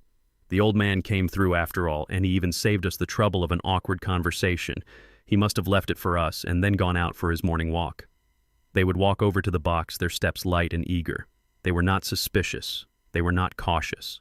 Their minds were so completely consumed by their own narrative, so certain of my weakness and their own power, that they could not conceive of any other possibility. The box to them was not a mystery. It was a delivery. It was the $500,000 they had ordered packaged for their convenience, the final act of my surrender. As my plane began its final descent into the organized chaos of LaGuardia Airport, the gray morning light of New York City filling my window, I knew another scene was beginning on my quiet street in Charlotte. A scene I had directed from afar, a final act of a play that had been a week in the making. It was the scene of the victor's return. I could picture them with a historian's clarity, their movements and motives as predictable as the tides. They would have arrived at precisely noon, the deadline they had so imperiously set. I saw them emerge from a gleaming black SUV, two figures of dazzling, triumphant success. Trevor, my son-in-law, in a sharply tailored suit, a picture of a man who had faced a crisis and emerged victorious. And Naomi, my daughter, in a bright, stylish dress, looking like a woman on her way to a garden party, not a woman whose life had been on the brink of ruin just a dozen hours earlier. They were a perfect portrait of wealth and privilege, a golden couple arriving not to beg, but to claim what they believed was rightfully theirs. I pictured them walking up my familiar stone path with a proprietary air, Trevor carrying an expensive leather briefcase not to put money in but to carry it out. They were not expecting a difficult transaction. They were expecting a simple delivery. I imagined Trevor in a final act of casual ownership, not even bothering to knock, simply reaching out to try the doorknob, expecting it to be open, expecting me to be waiting for them in the foyer like an obedient and slightly pathetic servant. The knob wouldn't have turned. The deadbolt I had thrown for the last time would have held firm. The door would be locked. This would be the first small, unexpected note in their symphony of triumph. A minor inconvenience, a disruption to their smooth victory. A flicker of annoyance would have crossed Trevor's face. "What the hell?" I could hear him muttering, rattling the knob again, a sharp, angry sound in the quiet of the morning. "Did he lock it? Where is he?" "He knew we were coming at noon." Naomi, I imagined, would sigh, a sound of pure, put-upon exasperation. She would pull out her phone. "Honestly," she would say, her voice dripping with the condescension of a woman whose time is far too valuable for such minor inconveniences. "He's probably in the backyard, or maybe he went for a walk. The old man is probably so pleased with himself for saving the day that he's completely forgotten the schedule. Just call him again." They could not imagine that the locked door was a deliberate act. In their worldview, I was a passive element, a bank account. A bank account does not lock itself. They would have seen it as a sign of my forgetfulness, my senility, a further confirmation of the narrative they had constructed about me. As Trevor began to dial my number, the number of a phone that was at that very moment flying at 30,000 feet over the state of New Jersey, Naomi's eyes would have scanned the porch, and then she would have seen it. Tucked away near the old rocking chair where Rose used to sit, a place of honor now occupied by a simple, plain, and utterly unexpected object, a cardboard box. "Oh, wait," she would say, her voice brightening, the annoyance vanishing, replaced by a wave of relief and then a surge of greedy excitement. "Trevor, look." He would stop dialing and follow her gaze. A slow, triumphant smile would spread across his face. It was the smile of a chess player who sees his opponent's king fall into the exact trap he had set. "Well, what do you know?" he would say, a low, appreciative chuckle in his voice. "The old man actually did it, and he even saved us the trouble of an awkward conversation. He must have left it for us and then gone out for his walk, just like I said." They would laugh then, a shared, ugly laugh of pure, condescending relief. It was the laugh of two people who had just been confirmed in their own genius. They would walk over to the box, their steps light and eager. They were not suspicious. They were not cautious. Their minds were so completely consumed by their own narrative, so certain of my weakness and their own power that they could not conceive of any other possibility. The box to them was not a mystery. It was a delivery. It was the $500,000 they had ordered packaged for their convenience, the final tangible proof of my surrender. I imagined Trevor picking up the box, testing its weight. "Feels about right for $500,000 in paperwork," he would joke, his confidence fully restored. "Let's get this in the car. I want that cashier's check in my bank's hands before 1 o'clock. Then, my dear, we have a champagne lunch to attend." "I can't believe how easy that was," Naomi would say, running her hand over the dusty cardboard as if it were a chest of gold. "He was so broken last night. All it took was a few tears and a little bit of pressure. He's so predictable." They would look at the box and they would see their future, the down payment on the bigger house on Lake Norman, the first-class tickets to Italy, the new wardrobe, the life of effortless luxury they so deeply believed they deserved. I, on my end, looked at the box in my mind's eye and I saw a history lesson, a final, unavoidable exam on the nature of consequences, an exam they were about to fail in the most spectacular way imaginable. Their greed was a powerful lens that distorted the entire world to fit their desires. They could not see a simple cardboard box. They could only see a treasure chest they believed was rightfully theirs. They would turn and begin to walk back down the path carrying the instrument of their own destruction. They would be laughing, their shoulders brushing against each other.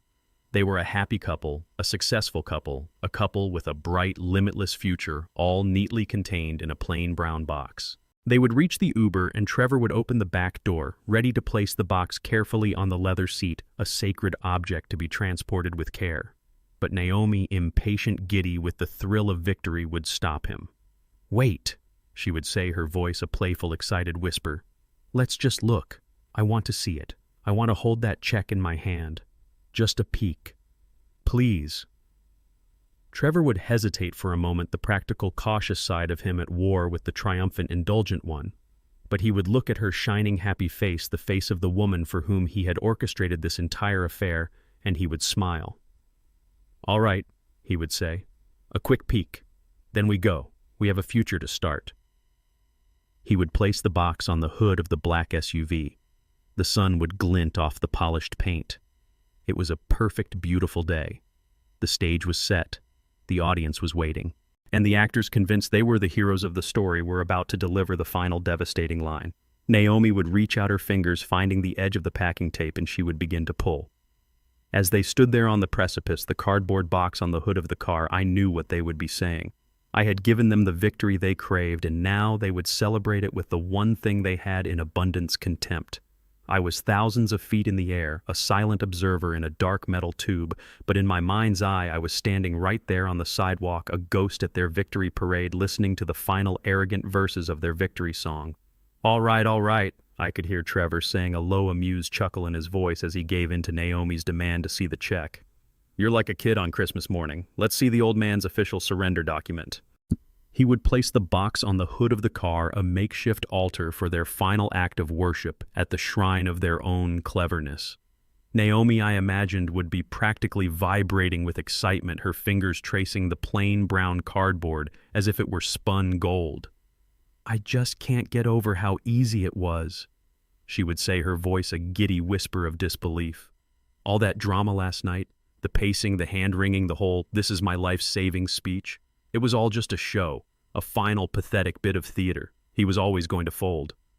"Of course he was," Trevor would say, his voice full of the easy, condescending wisdom of a man who believes he has the world figured out. "It's a generational thing. His whole generation, they're programmed to sacrifice for their kids. They see it as their ultimate duty. They build their little nests, and then they're biologically obligated to hand them over. We didn't even have to push that hard. We just facilitated his duty." They would laugh, then a shared ugly laugh of pure condescending relief. It was the laugh of two people who had just been confirmed in their own genius. "It's Mom, you know." Chloe would continue, her tone now that of a skilled psychologist analyzing a simple-minded patient. "He's been so lost since she died. He's lonely and sentimental. All I had to do was cry a little bit, mention her name, talk about her legacy, and he just crumbled. He's so predictable. It's almost sad." The historian in me, the quiet observer in my own mind, noted the irony. They called me predictable, and in a way I was. I was predictably a father who loved his daughter. That was the part of me they saw, the part they knew how to exploit. They could not see the other part, the historian, who was just as predictably a man who believed that all actions, especially those of the arrogant and the cruel, have clear and unavoidable consequences. They were reading this first page of the book and assuming they knew the ending. All those books. Trevor would sneer, gesturing vaguely towards my house. All that history he's so proud of, what good did it do him? He's just a soft old professor. He doesn't understand how the real world works. The world of leverage, of opportunity, of taking what you want. He thinks the world is a library. He doesn't realize it's a marketplace. And we, my dear, just executed the deal of a lifetime. To the deal of a lifetime, Naomi would echo, her eyes shining. To the Lake Norman house. And to finally getting rid of this dusty old place. Can you imagine, a year from now this will all just be a pile of rubble and our new house will be almost finished? A year from now, Trevor would say, his voice full of a grand expansive vision. We'll be sitting on the deck of our new house, drinking champagne, watching the boats go by. And this whole messy, stressful affair will just be a funny story we tell at parties. The story of how we convinced your sentimental old dad to finally fund our future. The future. It was so real to them, so tangible, they could already taste the champagne. They were so busy celebrating their victory, so engrossed in counting the spoils of a war they thought they had already won, that they never once stopped to question the ease of it all.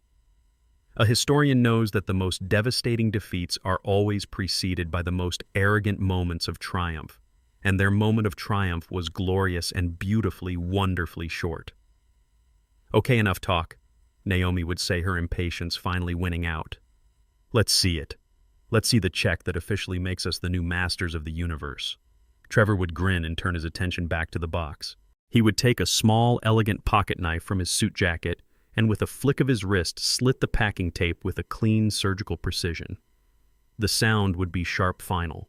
They would stand there for a moment, two conquerors on the verge of claiming their prize, their faces bathed in the golden light of their own self-satisfaction.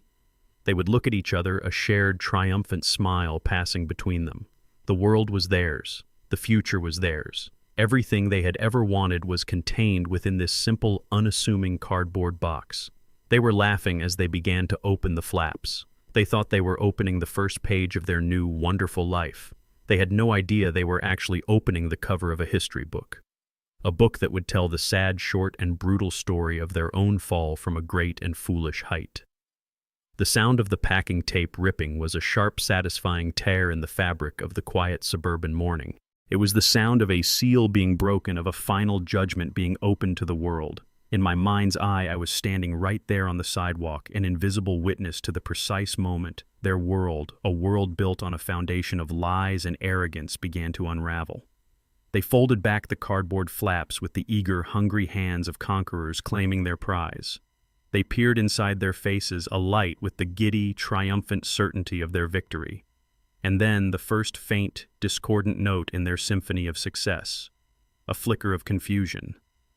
The box was not filled with neat banded stacks of $100 bills as Naomi had perhaps dreamed, nor was there a crisp official cashier's check from the bank nestled in a protective envelope as Trevor had so confidently predicted. There was no money at all. The box was full of paper. A single thick, daunting stack of plain black and white printer paper, almost as if I had emptied my office printer's paper tray into a box. And on top of it, a single folded letter in a cream-colored envelope and a flimsy, almost comically out-of-place bus ticket. What is this?" I could hear Naomi saying, her voice a reedy whisper of disappointment and confusion. "It's just paper." Trevor, ever the optimist, ever the man in control, would have scoffed, his confidence unshaken. "Don't be ridiculous," he would say, his voice full of a forced, hearty reassurance. "The check must be at the bottom. The old man probably wrapped it up in all this paper to protect it, to hide it. He's so dramatic, so old-fashioned. Give me that." I could see his hands, his expensive manicured hands, reaching impatiently into the box. He would lift the heavy stack of paper, his eyes searching underneath it for the prize, for the check, for the key to his new life. He would find nothing. He would let the stack of paper drop back into the box with a soft, unsatisfying thud. He would rummage through the pages, his movements becoming more frantic, more agitated. He would be looking for the one thing that mattered to him, the one thing he had been promised, the one thing he had so successfully extorted. He was looking for the money. "It's not here," he would say, his voice no longer confident but a low, angry growl of frustration. "The check's not here. What the hell is this? What is he playing at? Is this his idea of a sick joke?" The easy victory was not materializing. The simple transaction had become complicated. The first cold tendrils of a new, unfamiliar feeling dread would begin to creep into the edges of their triumphant celebration. "The letter," Naomi would whisper, her eyes fixed on the cream-colored envelope as if it were a venomous snake. "What does the letter say?" Trevor would snatch it from the top of the papers. He would tear it open with a rough, angry motion, his finesse gone replaced by a brute frustration. He would unfold the single sheet of my personal stationery, and he would begin to read. And as he read, I, in my seat, 30,000 feet above the earth, would be reading along with him every word, a carefully sharpened knife I had prepared for this very moment. "My dearest Naomi," the letter began. "What?" Trevor would snarl. "He wrote it to you." He would shove the letter into her hands. "Here, you read it. This is your family's crazy drama." Naomi would take the letter, her hands trembling now, and she would begin to read aloud, her voice a thin, reedy whisper in the quiet street. "If you are reading this, it means my plan is already in motion.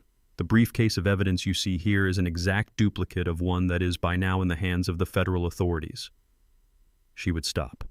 The words would hang in the air, heavy and poisonous. Federal authorities' evidence. The confusion on their faces would begin to curdle, to transform into the first pale shades of stark cold fear.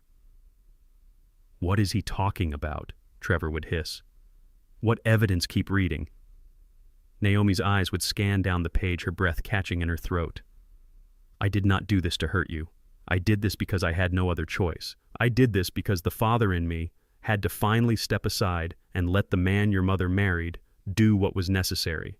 I discovered what you and Trevor were doing. I saw the names of our oldest friends on a list of victims." At the word victims, I could picture the blood draining from Trevor's face. The confident smirk of the con man would be replaced by the slack-jawed horror of the convicted. He would know in that instant that the game was over. Naomi's voice would be a choked, broken thing as she continued. "This is not a punishment, Naomi. It is a reckoning. The bus ticket is a symbolic choice. It is a path to a simple, honest life. I do not expect you to take it, but I had to offer it. The father in me had to offer it." Trevor would snatch the flimsy bus ticket from the box, staring at it as if it were an alien object. "A bus ticket," he would whisper, his voice full of a horrified disbelief. "A bus ticket to West Virginia." Naomi would be reaching the end of the letter. "This is the last letter I will ever write to you. The man who is left can only offer you the truth, and the truth is now in your hands. Do with it what you will.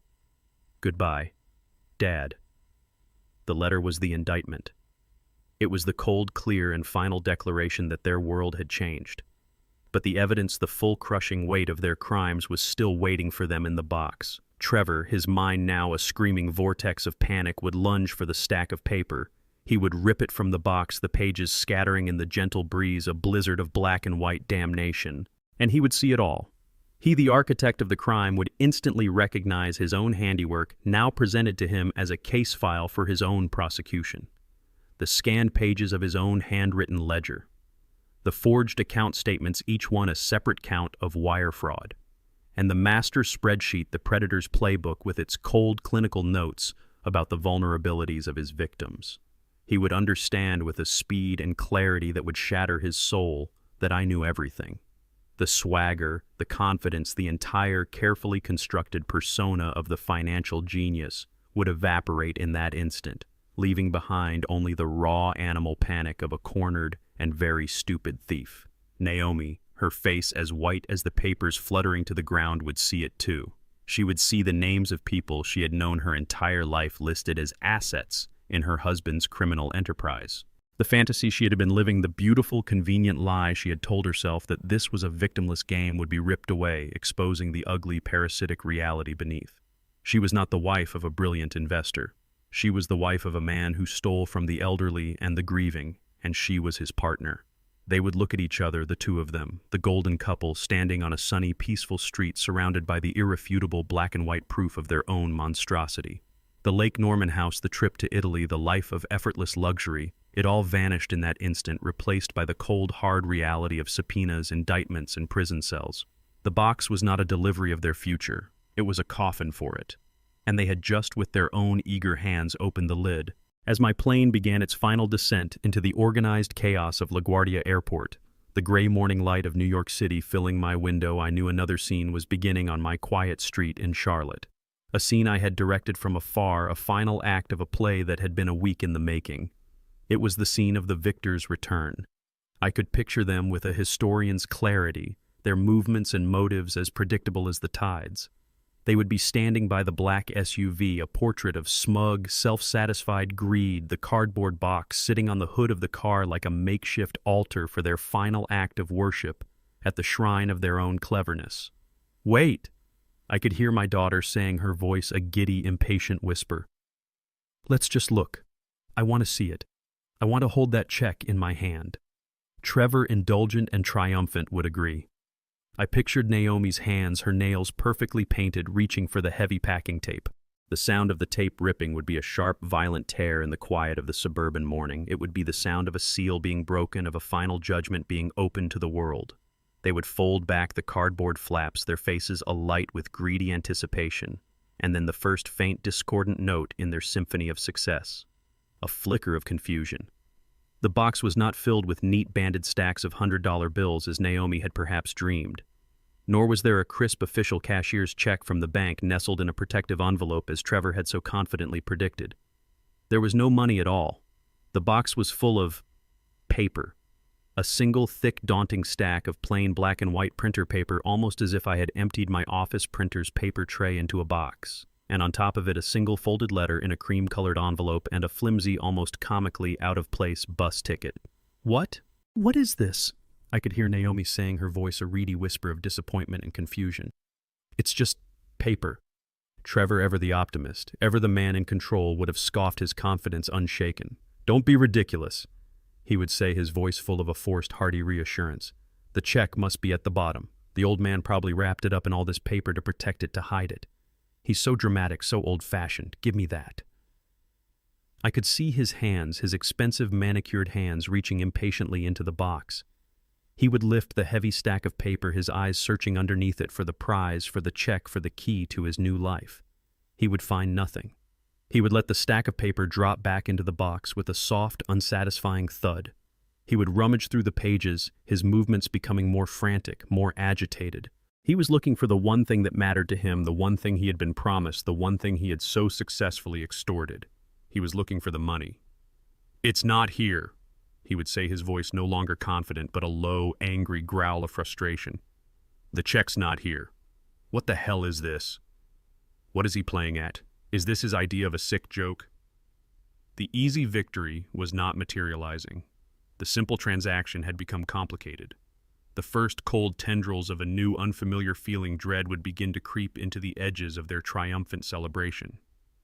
"The letter," Naomi would whisper, her eyes fixed on the cream-colored envelope as if it were a venomous snake. "What does the letter say?" Trevor would snatch it from the top of the papers. He would tear it open with a rough, angry motion, his finesse gone, replaced by a brute frustration. He would unfold the single sheet of my personal stationery and he would begin to read. And as he read, I, in my seat 30,000 feet above the earth, would be reading along with him, every word a carefully sharpened knife I had prepared for this very moment. "My dearest Naomi," the letter began. "What?" Trevor would snarl. "He wrote it to you." He would shove the letter into her hands. "Here, you read it. This is your family's crazy drama." Naomi would take the letter, her hands trembling now, and she would begin to read aloud, her voice a thin, reedy whisper in the quiet street. "If you are reading this, it means my plan is already in motion. The briefcase of evidence you see here is an exact duplicate of one that is by now in the hands of the federal authorities." She would stop. The words would hang in the air, heavy and poisonous. Federal authorities, evidence. The confusion on their faces would begin to curdle, to transform into the first pale shades of stark, cold fear. "What is he talking about?" Trevor would hiss. "What evidence? Keep reading." Naomi's eyes would scan down the page, her breath catching in her throat. "I did not do this to hurt you. I did this because I had no other choice. I did this because the father in me had to finally step aside and let the man your mother married do what was necessary. I discovered what you and Trevor were doing. I saw the names of our oldest friends on a list of victims. At the word victims, I could picture the blood draining from Trevor's face. The confident smirk of the con man would be replaced by the slack-jawed horror of the convicted. He would know in that instant that the game was over. Naomi's voice would be a choked, broken thing as she continued. This is not a punishment, Naomi. It is a reckoning. The bus ticket is a symbolic choice. It is a path to a simple, honest life. I do not expect you to take it, but I had to offer it. The father in me had to offer it. Trevor would snatch the flimsy bus ticket from the box, staring at it as if it were an alien object. A bus ticket, he would whisper, his voice full of a horrified disbelief. A bus ticket to West Virginia. Naomi would be reaching the end of the letter. This is the last letter I will ever write to you. The man who is left can only offer you the truth, and the truth is now in your hands. Do with it what you will. Goodbye, Dad. The letter was the indictment. It was the cold, clear, and final declaration that their world had changed. But the evidence, the full crushing weight of their crimes, was still waiting for them in the box. Trevor, his mind now a screaming vortex of panic, would lunge for the stack of paper. He would rip it from the box, the pages scattering in the gentle breeze, a blizzard of black and white damnation. And he would see it all. He, the architect of the crime, would instantly recognize his own handiwork now presented to him as a case file for his own prosecution. The scanned pages of his own handwritten ledger, the forged account statements, each one a separate count of wire fraud, and the master spreadsheet, the predator's playbook with its cold, clinical notes about the vulnerabilities of his victims. He would understand with a speed and clarity that would shatter his soul that I knew everything. The swagger, the confidence, the entire carefully constructed persona of the financial genius would evaporate in that instant, leaving behind only the raw animal panic of a cornered and very stupid thief. Naomi, her face as white as the papers fluttering to the ground, would see it too. She would see the names of people she had known her entire life listed as assets in her husband's criminal enterprise. The fantasy she had been living, the beautiful, convenient lie she had told herself that this was a victimless game, that they were just playing the market, would be ripped away, exposing the ugly, parasitic reality beneath. She was not the wife of a brilliant investor. She was the wife of a man who stole from the elderly and the grieving, and she was his partner. They would look at each other, the two of them, the golden couple, standing on a sunny, peaceful street surrounded by the irrefutable black and white proof of their own monstrosity. The Lake Norman house, the trip to Italy, the life of effortless luxury, it all vanished in that instant, replaced by the cold, hard reality of subpoenas, indictments, and prison cells. The box was not a delivery of their future. It was a coffin for it, and they had just with their own eager hands opened the lid. The scream that followed was not one of anger or frustration. It was a shared guttural sound of pure, soul-shattering terror. The scream of two people watching their entire world burn to the ground in front of their eyes. The scream of two arrogant, untouchable gods who had just been cast out of their paper heaven and into a very real, very unforgiving hell. The scream of two people who had just realized with absolute and final certainty that their lives were over. The perfect suburban street would no longer be quiet. The reckoning had begun. I was not there to hear it, of course. I was thousands of feet in the air, a silent observer suspended between the dark earth and the indifferent stars. But I have heard that scream in the quiet of my own mind 1,000 times since. It is a sound that will echo in the halls of my memory for the rest of my days. It would not have started as a scream. It would have started as a silence, a profound, absolute, and terrifying silence. The moment after the final piece of the puzzle clicked into place. The moment they looked from the forged document that proved their crime to the sales contract, that proved their failure to the single insulting bus ticket that prescribed their future. It would be a moment of pure cognitive dissonance, a moment where the triumphant, beautiful reality in their minds collided with the ugly, catastrophic reality scattered on the hood of the car. The brain in such moments simply stops. In that silence, I see my daughter Naomi, her face a mask of chalky white, her eyes wide with a horror that was not just about the loss of money, but about the loss of self. She would be looking at the evidence, but she would be seeing for the first time the true, unedited ugliness of her own choices. She would see the names of our friends not as abstract sources of capital, but as real people she had known her whole life, people she had helped to defraud. She would see her mother's legacy not as a tool to be cynically invoked, but as a sacred trust she had betrayed. and she would see her father not as a weak, sentimental old fool to be managed, but as a quiet, patient historian who had simply allowed her to write her own tragic final chapter. Trevor, the slick con man, the man who was always 10 steps ahead, would be equally frozen, but his horror would be different. It would be the cold, professional horror of a master chess player who has just realized he has not been playing against a novice, but against a grandmaster who sacrificed his queen 10 moves ago to set up an inescapable checkmate. He would see the elegant, brutal architecture of my plan, the discovery, the feigned surrender, the gathering of evidence, the secret sale of the house, the final public trap.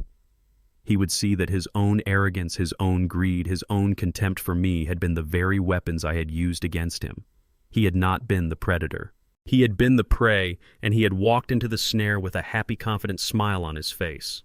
The first sound would have come from Naomi. Not a scream, but a small, choked animal sound, a whimper from the back of her throat. The sound of a mind breaking under an unbearable weight of truth. And then the scream. I know what they will say. They will say it was a scream of anger of a spoiled woman throwing a tantrum because her rich father had cut her off. They do not understand. I do. It was not a scream of anger. Anger is a hot, powerful emotion, the emotion of someone who believes they still have a fight left in them. No. This was a different sound. It was a cold sound. The sound of a final, fatal impact. The sound a soul makes when it hits rock bottom at a terminal velocity. It was the scream of absolute and total annihilation. It was the scream of a future vanishing in an instant. The house on Lake Norman, the trip to Italy, the life of effortless, admired luxury, all of it gone, replaced by the stark, terrifying reality of lawyers' offices and prison cells. It was the scream of public humiliation, the realization that their story, the carefully curated performance of their success, was over. And a new, uglier story was about to begin, a story told in headlines and gossip columns, a story where they were the villains, the fools, the pathetic, grasping children who had tried to destroy their own father and had only succeeded in destroying themselves. But more than anything, it was the scream of the truth, a truth they had spent their entire lives avoiding, a truth they had buried under a mountain of expensive clothes and fancy cars and beautiful lies, the truth that they were not special, the truth that their actions had consequences, the truth that they were in the end nothing more than cheap common thieves. It was the scream of two people being forced for the first time in their pampered, privileged lives to look at themselves in a clear, unforgiving mirror. And the reflection was a monster. The scream would have echoed down my quiet, respectable street, a sound of such raw despair that neighbors would have come to their windows. The Uber driver who had been waiting patiently would have stared in horror. The perfect suburban facade, the illusion of peace and prosperity, would have been shattered by that single human and utterly broken sound. The trap was sprung, the judgment was delivered, and the only thing left was the long echoing silence that always follows a scream, a silence filled with the quiet, methodical, and inescapable turning of the wheels of justice. Their world, once a boundless horizon of endless opportunity, had shrunk in a single terrifying instant to the dimensions of a cardboard box.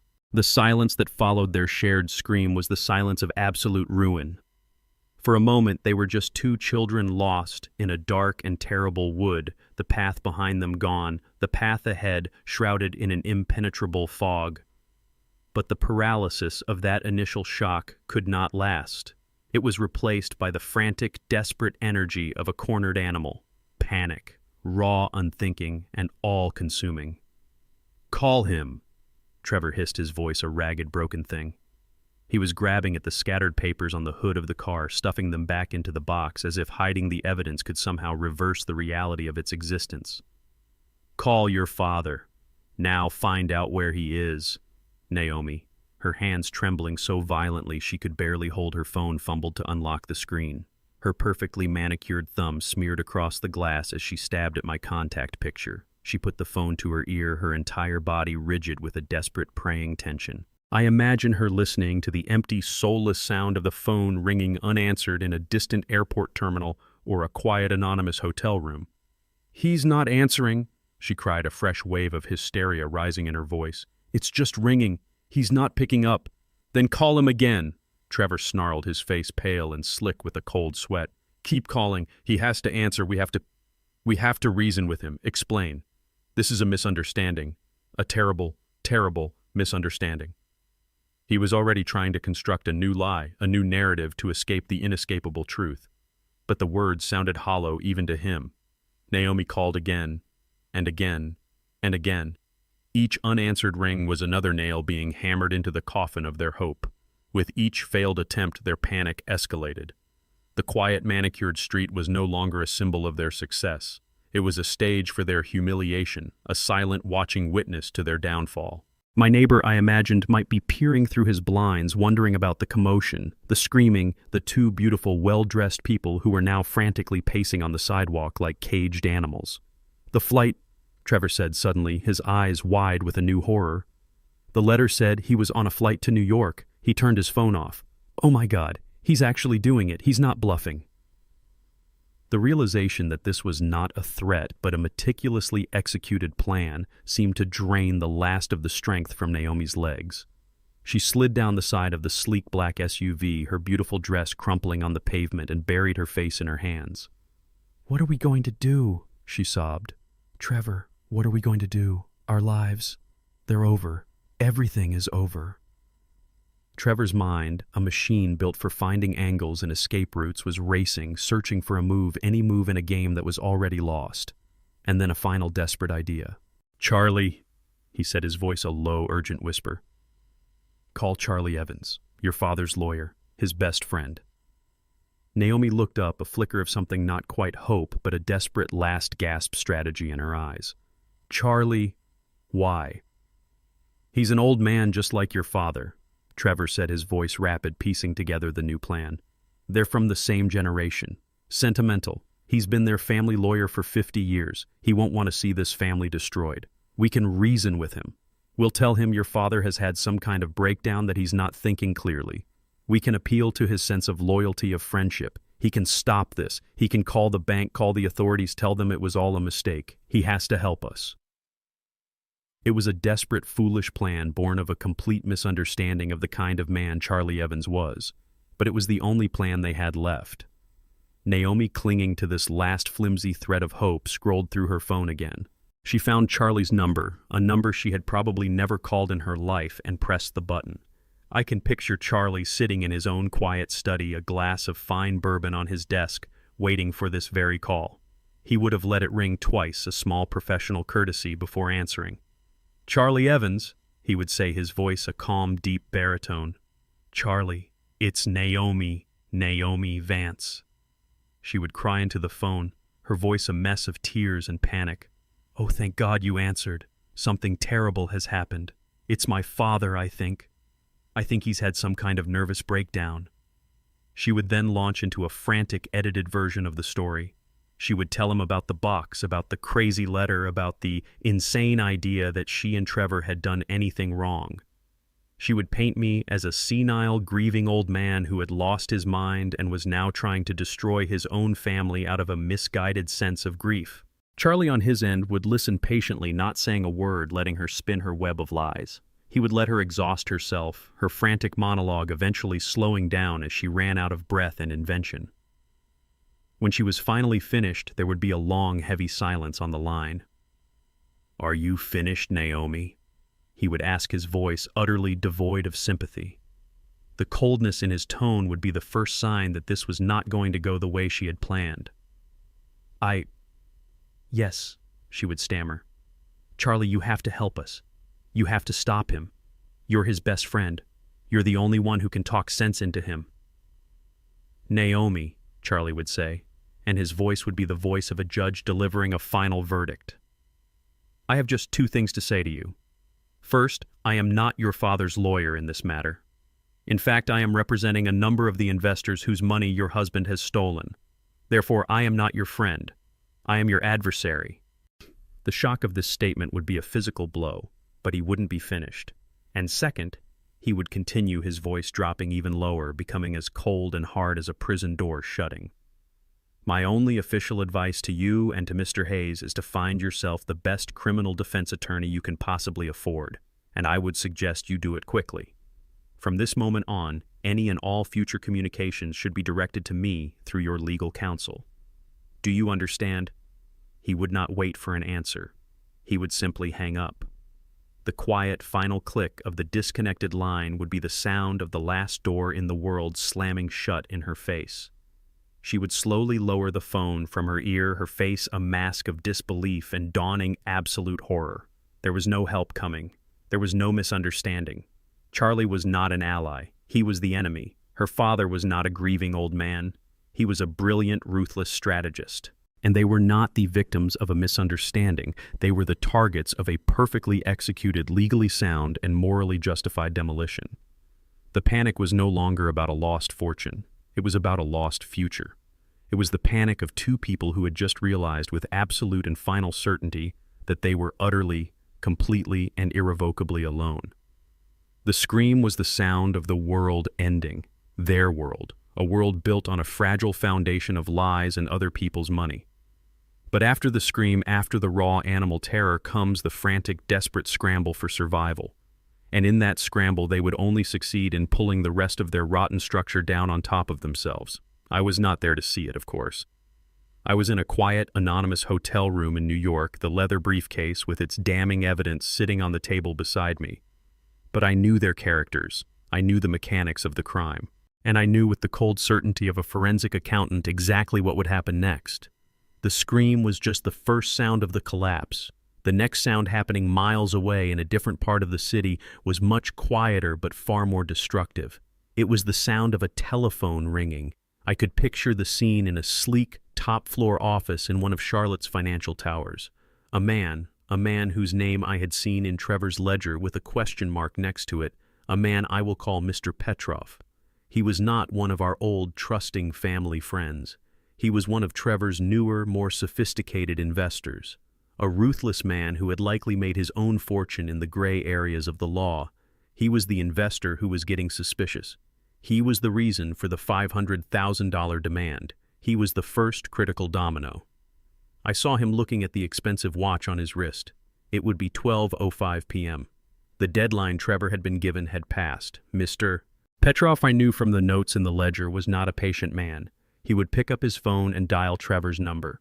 And on that quiet, sunny sidewalk in front of my house, amidst the scattered, damning pages of their own indictment, Trevor's phone would begin to ring. He would see the name Mr. Petrov on the screen, and a new, colder, more specific kind of terror would seize him. This was no longer about his father-in-law. This was about the very real, very dangerous man whose money he had already spent. Naomi would look at him, her face a mess of tears and fury. "Answer it," she would hiss. He would answer, his hand trembling, his voice a pathetic, reedy imitation of its usual confident tone. "Mr. Petrov," he would stammer. I was just about to call you. There's been a slight delay." From his office, Mr. Petrov would not be shouting. His voice would be as cold and as quiet as a tomb. "A delay, Mr. Hayes," he would say. "I was not aware that our agreement had a provision for delays. The funds were to be in my account by noon. It is now 5 minutes past. You are in breach of our arrangement." I know, I can explain," Trevor would plead, his eyes darting around wildly, looking for a new lie, a new escape route. My father-in-law, there was a family emergency." "I am not interested in your family emergencies, Mr. Hayes." Petrov would cut him off. "I am interested only in my money. You have 1 hour. If the $500,000 is not in my account in 1 hour, I will be forced to conclude that you are not just incompetent, but a fraud. And I will begin making the necessary phone calls to protect my other financial interests from your contagion." And he would hang up. The 1 hour deadline. It would be a death sentence. Trevor and Naomi would stare at each other, their own petty mutual betrayals forgotten in the face of this new, more immediate threat. 1 hour. They had no money. They had no allies. They had nothing. The hour would tick by, each minute an eternity, each second a hammer blow on the coffin of their hopes. They would make more frantic, unanswered calls to me, to Charlie, to anyone they could think of. But all the doors were closed, and in his office, Mr. Petrov would watch the clock. At 1:06 p.m., the money would still not have arrived. And he, a man of his word, would pick up his phone. He would have a list, the same list of names I had seen in the ledger, and he would start at the top. His first call would be to another major investor, a man named Mr. Chen. Chen, Petrov would say, his voice calm and lethal. "It's Petrov. We have a problem with our mutual friend, Mr. Hayes. I have reason to believe his fund is insolvent. He has just defaulted on a significant payment to me. I would advise you to pull your capital immediately if you can." The fire would begin to spread. Chen, a man of similar temperament, would not wait for an explanation. He would immediately hang up and call his own broker, and then he would call 2 other investors he knew were in the fund. "Get your money out of Hayes's fund now," he would say. "It's a sinking ship. A Ponzi scheme is not a fortress. It is a house of cards built on a single fragile foundation trust. All it takes is the removal of a single critical card for the entire structure to collapse." I had not just removed my own money from the equation.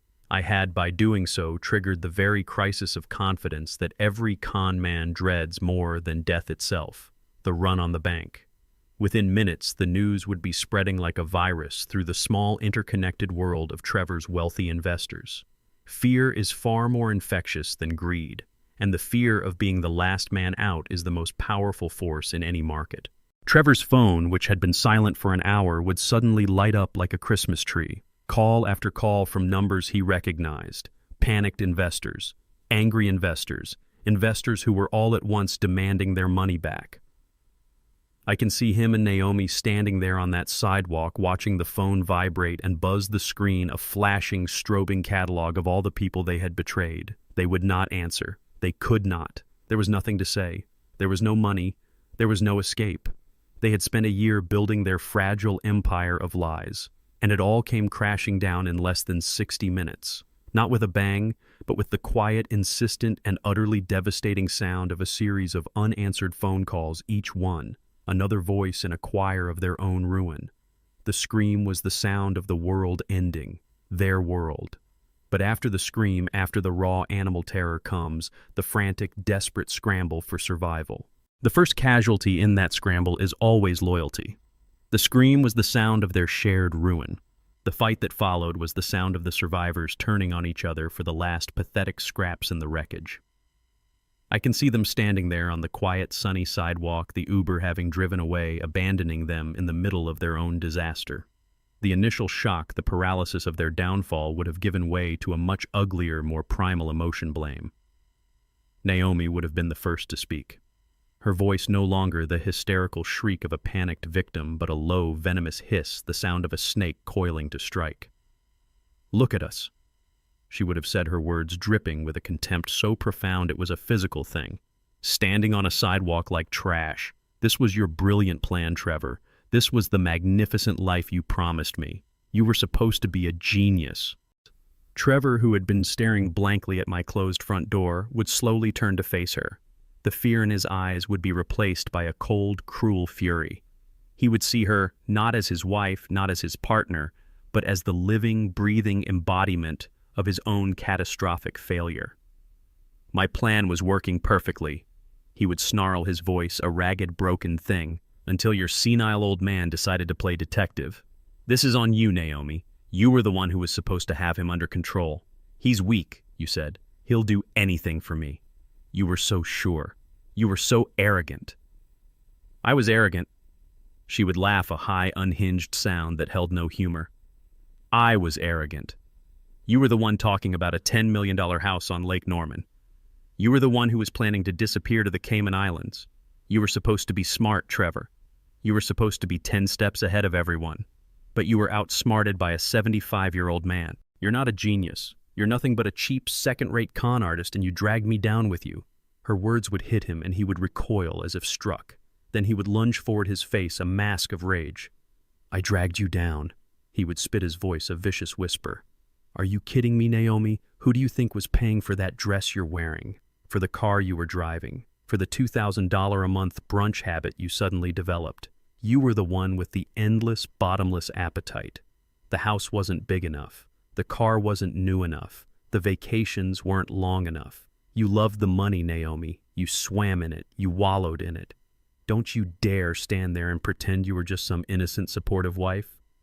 I was a supportive wife, she would scream back. The pretense of suburban quiet now completely shattered. I hosted your clients. I charmed their wives. I played the part. I did my job. Your job, he would laugh again, a truly ugly sound.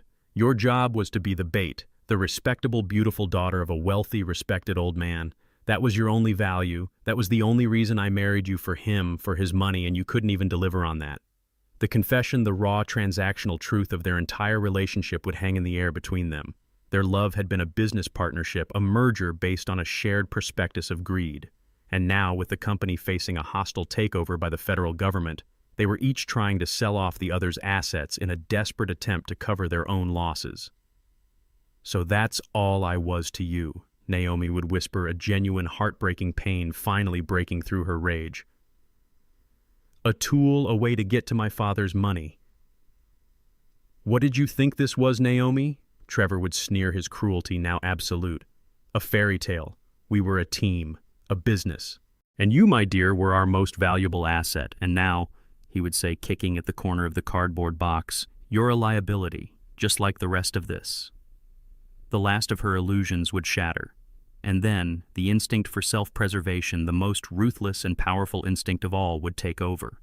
Her face would harden, the pain disappearing, replaced by a cold, calculating look that I had never seen on her before, but one that I now recognized was there all along. You're right, she would say, her voice suddenly calm, steady. This is a business, and right now it looks like we're facing a hostile takeover. And in a hostile takeover, the first one to cooperate gets the best severance package. Trevor would freeze. He would stare at her, a new kind of fear dawning in his eyes, the fear of betrayal from his own partner. What are you talking about? He would ask, his voice suddenly weak.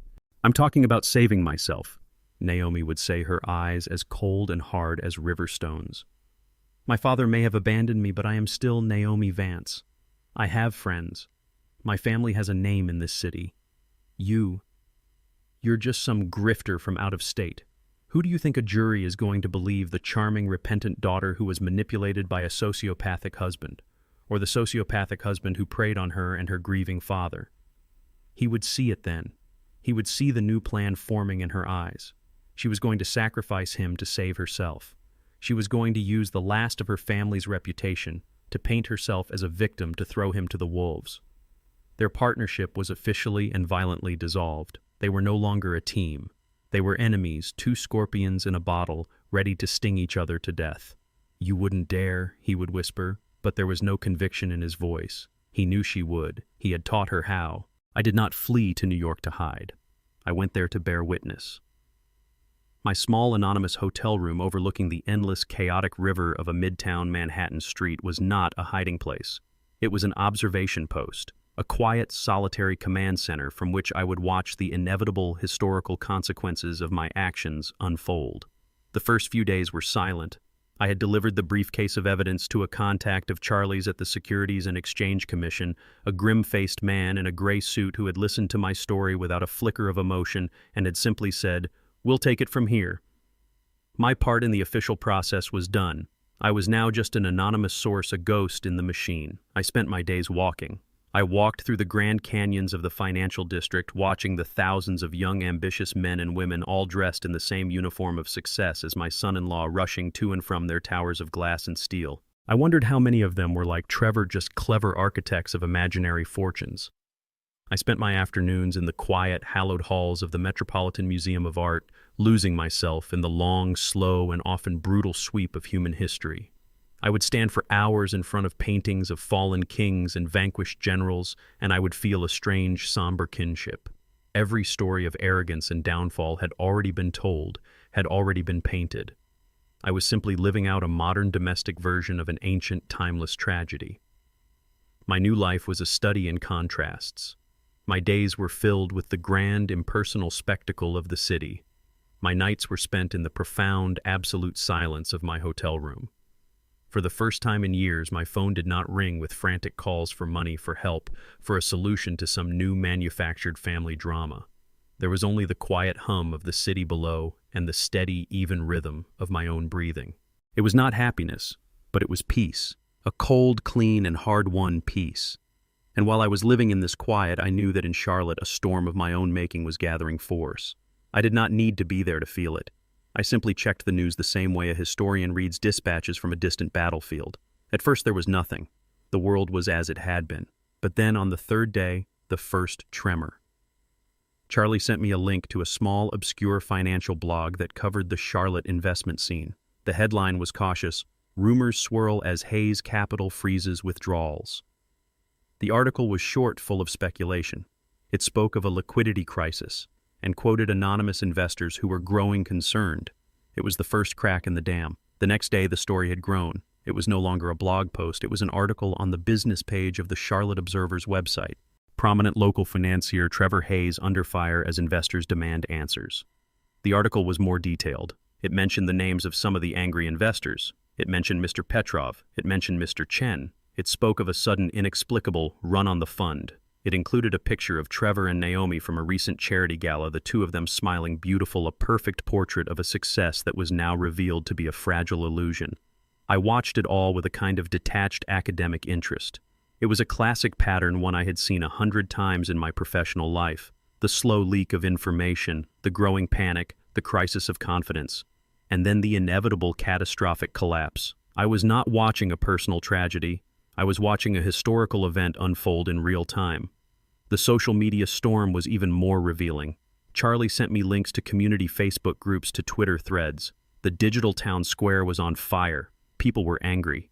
People were scared. I saw comments from the children of some of the elderly victims, their posts a heartbreaking mixture of rage and grief. My mother trusted him with her entire life savings. He took my father's retirement, everything he worked for. And under every post there were dozens of pictures of Naomi and Trevor, pictures of their lavish life, the Range Rover, the expensive vacations, the designer clothes. The public, who had once been the audience for their performance of success, was now a furious digital mob demanding justice. I thought of my daughter, of her obsession with her public image, with the curated perfection of her online life. She was now a prisoner in her own beautiful home. The digital walls of her fantasy world now covered in the ugly graffiti of 1,000 angry accusations. The applause she had so desperately craved had turned into a chorus of condemnation. And through it all, I felt nothing, no satisfaction, no glee, only a profound clinical sadness. I was a doctor watching a disease I had diagnosed run its predictable and fatal course. My intervention had not been an act of anger. It had been an act of medicine, a harsh, brutal, but necessary surgery to excise a cancer before it could spread any further. I thought of my daughter not with anger, but with a historian's pity. A tragic figure, a woman so blinded by the glittering promise of an unearned life that she had willingly become a co-conspirator in the destruction of her own father and her own soul. Her story would now be a footnote in the larger, uglier story of her husband's crimes, a cautionary tale. On the 5th day, I was sitting in my hotel room looking out the window at the rain-streaked streets of Manhattan when my laptop pinged with a new email from Charlie. The subject line contained only one word: Showtime. I opened the email. It was a link to a live news feed from a Charlotte television station. I clicked it. The image that filled my screen was a live shot from a news helicopter hovering over a familiar tree-lined suburban street. My street. And in the center of the shot, a swarm of dark blue vehicles with official lettering on the side. FBI. The wait was over. The private reckoning had now become a public one. The quiet part was done, and now the loud part would begin. The live news feed on my laptop was a window into a world that was both intimately mine and completely alien. The street I was looking at from 1,000 feet in the air was my own. The quiet, respectable houses, the familiar curve of the road, the canopy of old oak trees, it was the landscape of my entire adult life. But the scene unfolding on that street was a violent, shocking intrusion, a scene from a movie, not from my quiet suburban reality. Dark blue vehicles with bold white letters FBI were parked at odd, aggressive angles blocking the road. Men in dark suits and tactical vests moved with a quiet, purposeful energy, their forms small and ominous from the helicopter's vantage point. They were surrounding my daughter's house, the beautiful, cold, and monstrously expensive house that had been the catalyst for this entire tragedy. A news anchor's voice, calm and professional, provided the narration for the silent, distant drama. "We are live over a developing situation in the upscale Cotswold neighborhood of Charlotte," she said, "where federal agents are currently executing a search and arrest warrant at the home of local financier Trevor Hayes." I watched, my face illuminated by the cold blue light of the screen, a solitary spectator in a dark New York hotel room. I felt a strange and profound sense of detachment, as if I were a historian watching old silent newsreel footage of a distant coup. I knew how this story ended. I had written the ending myself. But seeing it unfold even on a grainy live feed was a different thing entirely. The camera zoomed in on the front door of the house. For a long time, nothing happened. The agents stood in a loose professional formation. The quiet on the street was a tense, held breath. The anchor filled the silence with speculation, quoting the anonymous sources that Charlie and I knew were the whispers of the panicked investors. She spoke of a sudden collapse of Hayes Capital, of allegations of a massive Ponzi scheme, and of dozens of elderly victims. The story I had uncovered in secret was now being broadcast to the entire city. And then there was movement. The front door of the house opened. My heart, which I thought had turned to stone, gave a single painful thud in my chest. Trevor came out first. He was not in a suit. He was in a simple t-shirt and jeans, and he looked small. The slick, confident, predatory energy he had exuded was gone, stripped away by the harsh, unflattering reality of his new situation. His hands were cuffed behind his back. He did not look at the cameras. He just stared at the ground, his face a pale, slack mask of utter, absolute defeat. An agent guided him by the elbow towards one of the dark vehicles. The master of the universe, the brilliant financial wizard, was now just another anonymous, defeated criminal. I felt nothing as I watched him go. No pity, no satisfaction, just the quiet clinical confirmation of a hypothesis. But then the door opened again, and my daughter, my Naomi, was led out, and the historian, the strategist, the cold, detached observer in my mind vanished in an instant, replaced by the raw, screaming agony of a father. She was in a simple gray sweatsuit, her beautiful long hair a tangled mess. Her face, the face I had known since the moment she was born, was hidden from the camera as she kept her head bowed, a posture of pure, unadulterated shame. But I saw her hands, her slender, delicate hands, the hands I had once taught to hold a pencil, to tie a shoe, were now cuffed behind her back. The sight of the cold, hard steel against her skin was a physical blow, a wound so deep it took my breath away. She stumbled slightly on the top step of the porch, and the agent beside her caught her arm to steady her. In that small, almost imperceptible gesture, I saw the full, terrible scope of her fall. She was no longer a queen in her own castle. She was a prisoner, a ward of the state, a woman who could no longer even navigate the steps of her own home without assistance. The anchor's voice continued, a calm, professional drone that seemed to be coming from another galaxy. "We are now seeing the suspect's wife, Naomi Vance Hayes, also being taken into custody. Sources say she is considered a co-conspirator in the alleged scheme." I did not hear the rest. All I could see was the image of my daughter's cuffed hands. I had done this.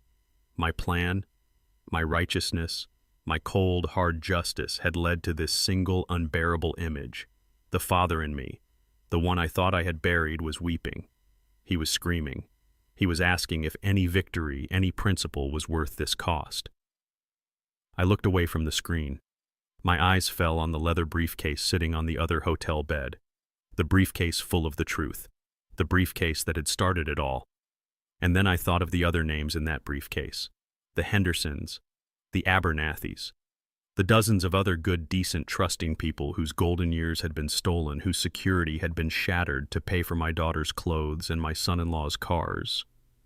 I thought of their faces, of their stories, of the quiet, desperate fear they must have felt when they realized their money was gone. And then I thought of Rose. I thought of her quiet, unshakable integrity.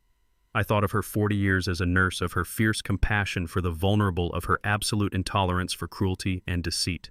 What would she have said if she had been sitting here with me? She would have wept for her daughter. Her heart would have been broken, but she would not have flinched from the truth. She would have known that this terrible, necessary act of justice was the only path forward, that the crime was not just the theft of money, but the betrayal of a sacred trust. And for that, there had to be a reckoning. My resolve, which had wavered for a long, terrible moment, hardened again. The pain was still there, a wound that would never fully heal. But the rightness of my choice was a solid, unshakable foundation beneath it. I looked back at the screen. The live feed had moved on. The cars were pulling away. My quiet suburban street was being returned to its normal, peaceful state. The brief, violent intrusion of federal justice. Now just a memory, a story the neighbors would tell for years. The anchor was now talking about the weather. I reached out and closed the laptop. The screen went black, plunging the room into a deep and profound silence. The public act was done. The wait was over.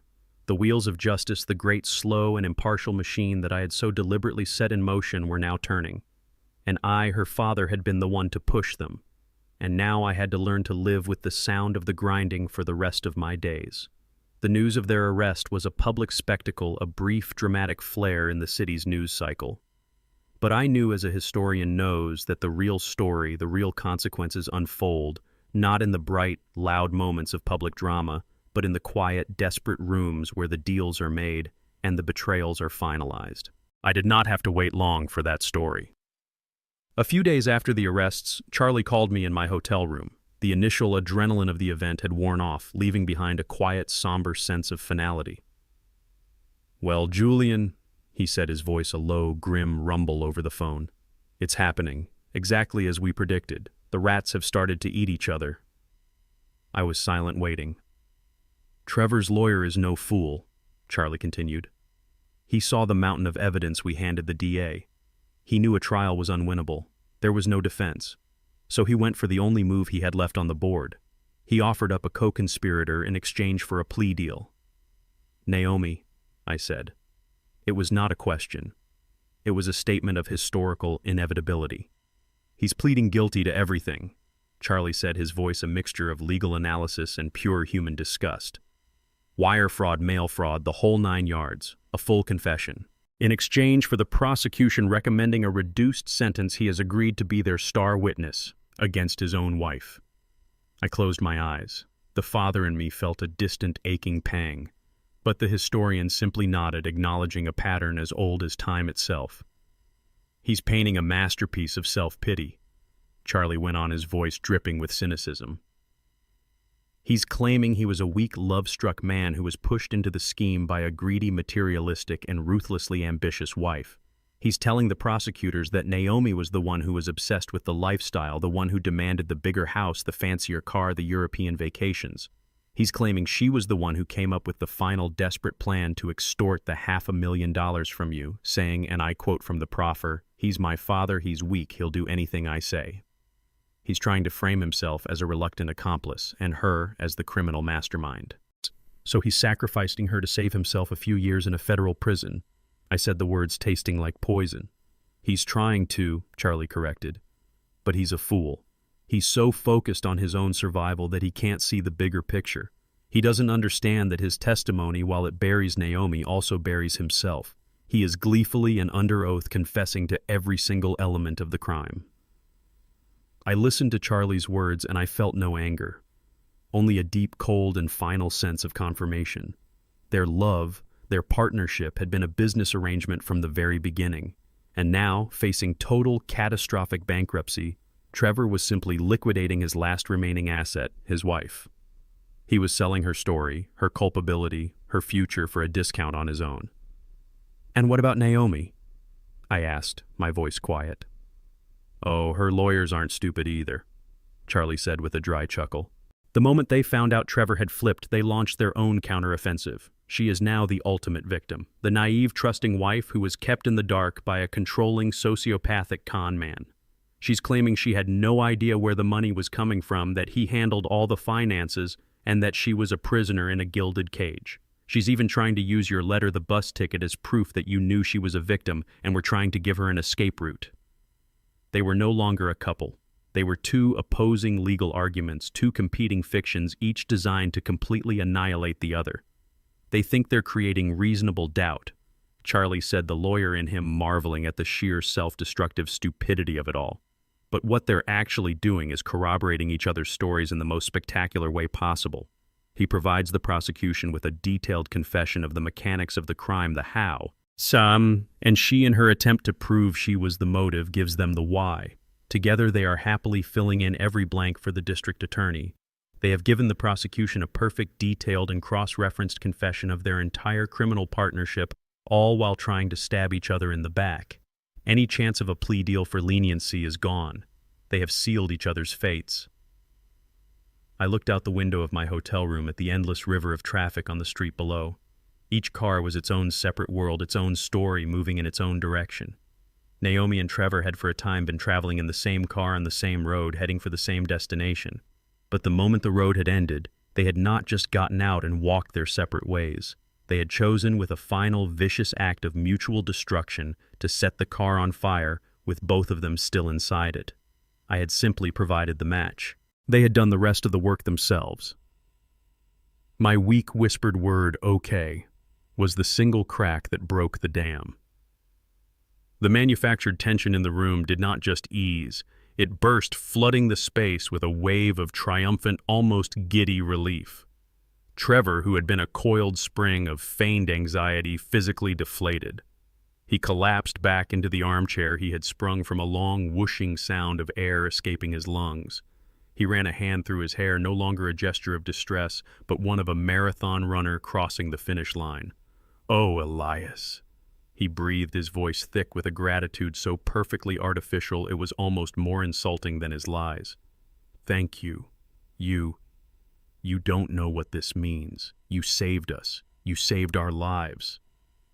He was already recasting the narrative, positioning me not as the victim of their shakedown, but as the hero of their story.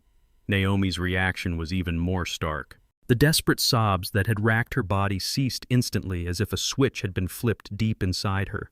The raw panic in her eyes was replaced by a flicker of something else, pure, unadulterated victory.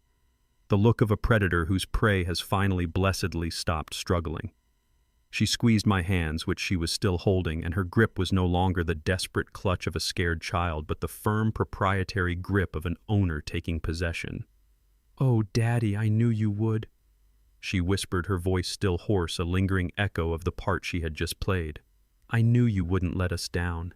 You've always been our rock, a thing to be mined for its resources, a passive, unmoving feature of the landscape there to be exploited when needed." They began to talk at once, their voices overlapping in their excitement, the grim fantasy of violent loan sharks already a forgotten fiction. The immediate danger had passed, and now their minds, sharp and focused, turned to the more pleasant practical matter of logistics. How to transfer my entire life savings into their control as quickly and efficiently as possible. Okay, Trevor said, leaning forward in his chair, all business now. The desperate victim was gone, replaced by the sharp-shooting financial consultant.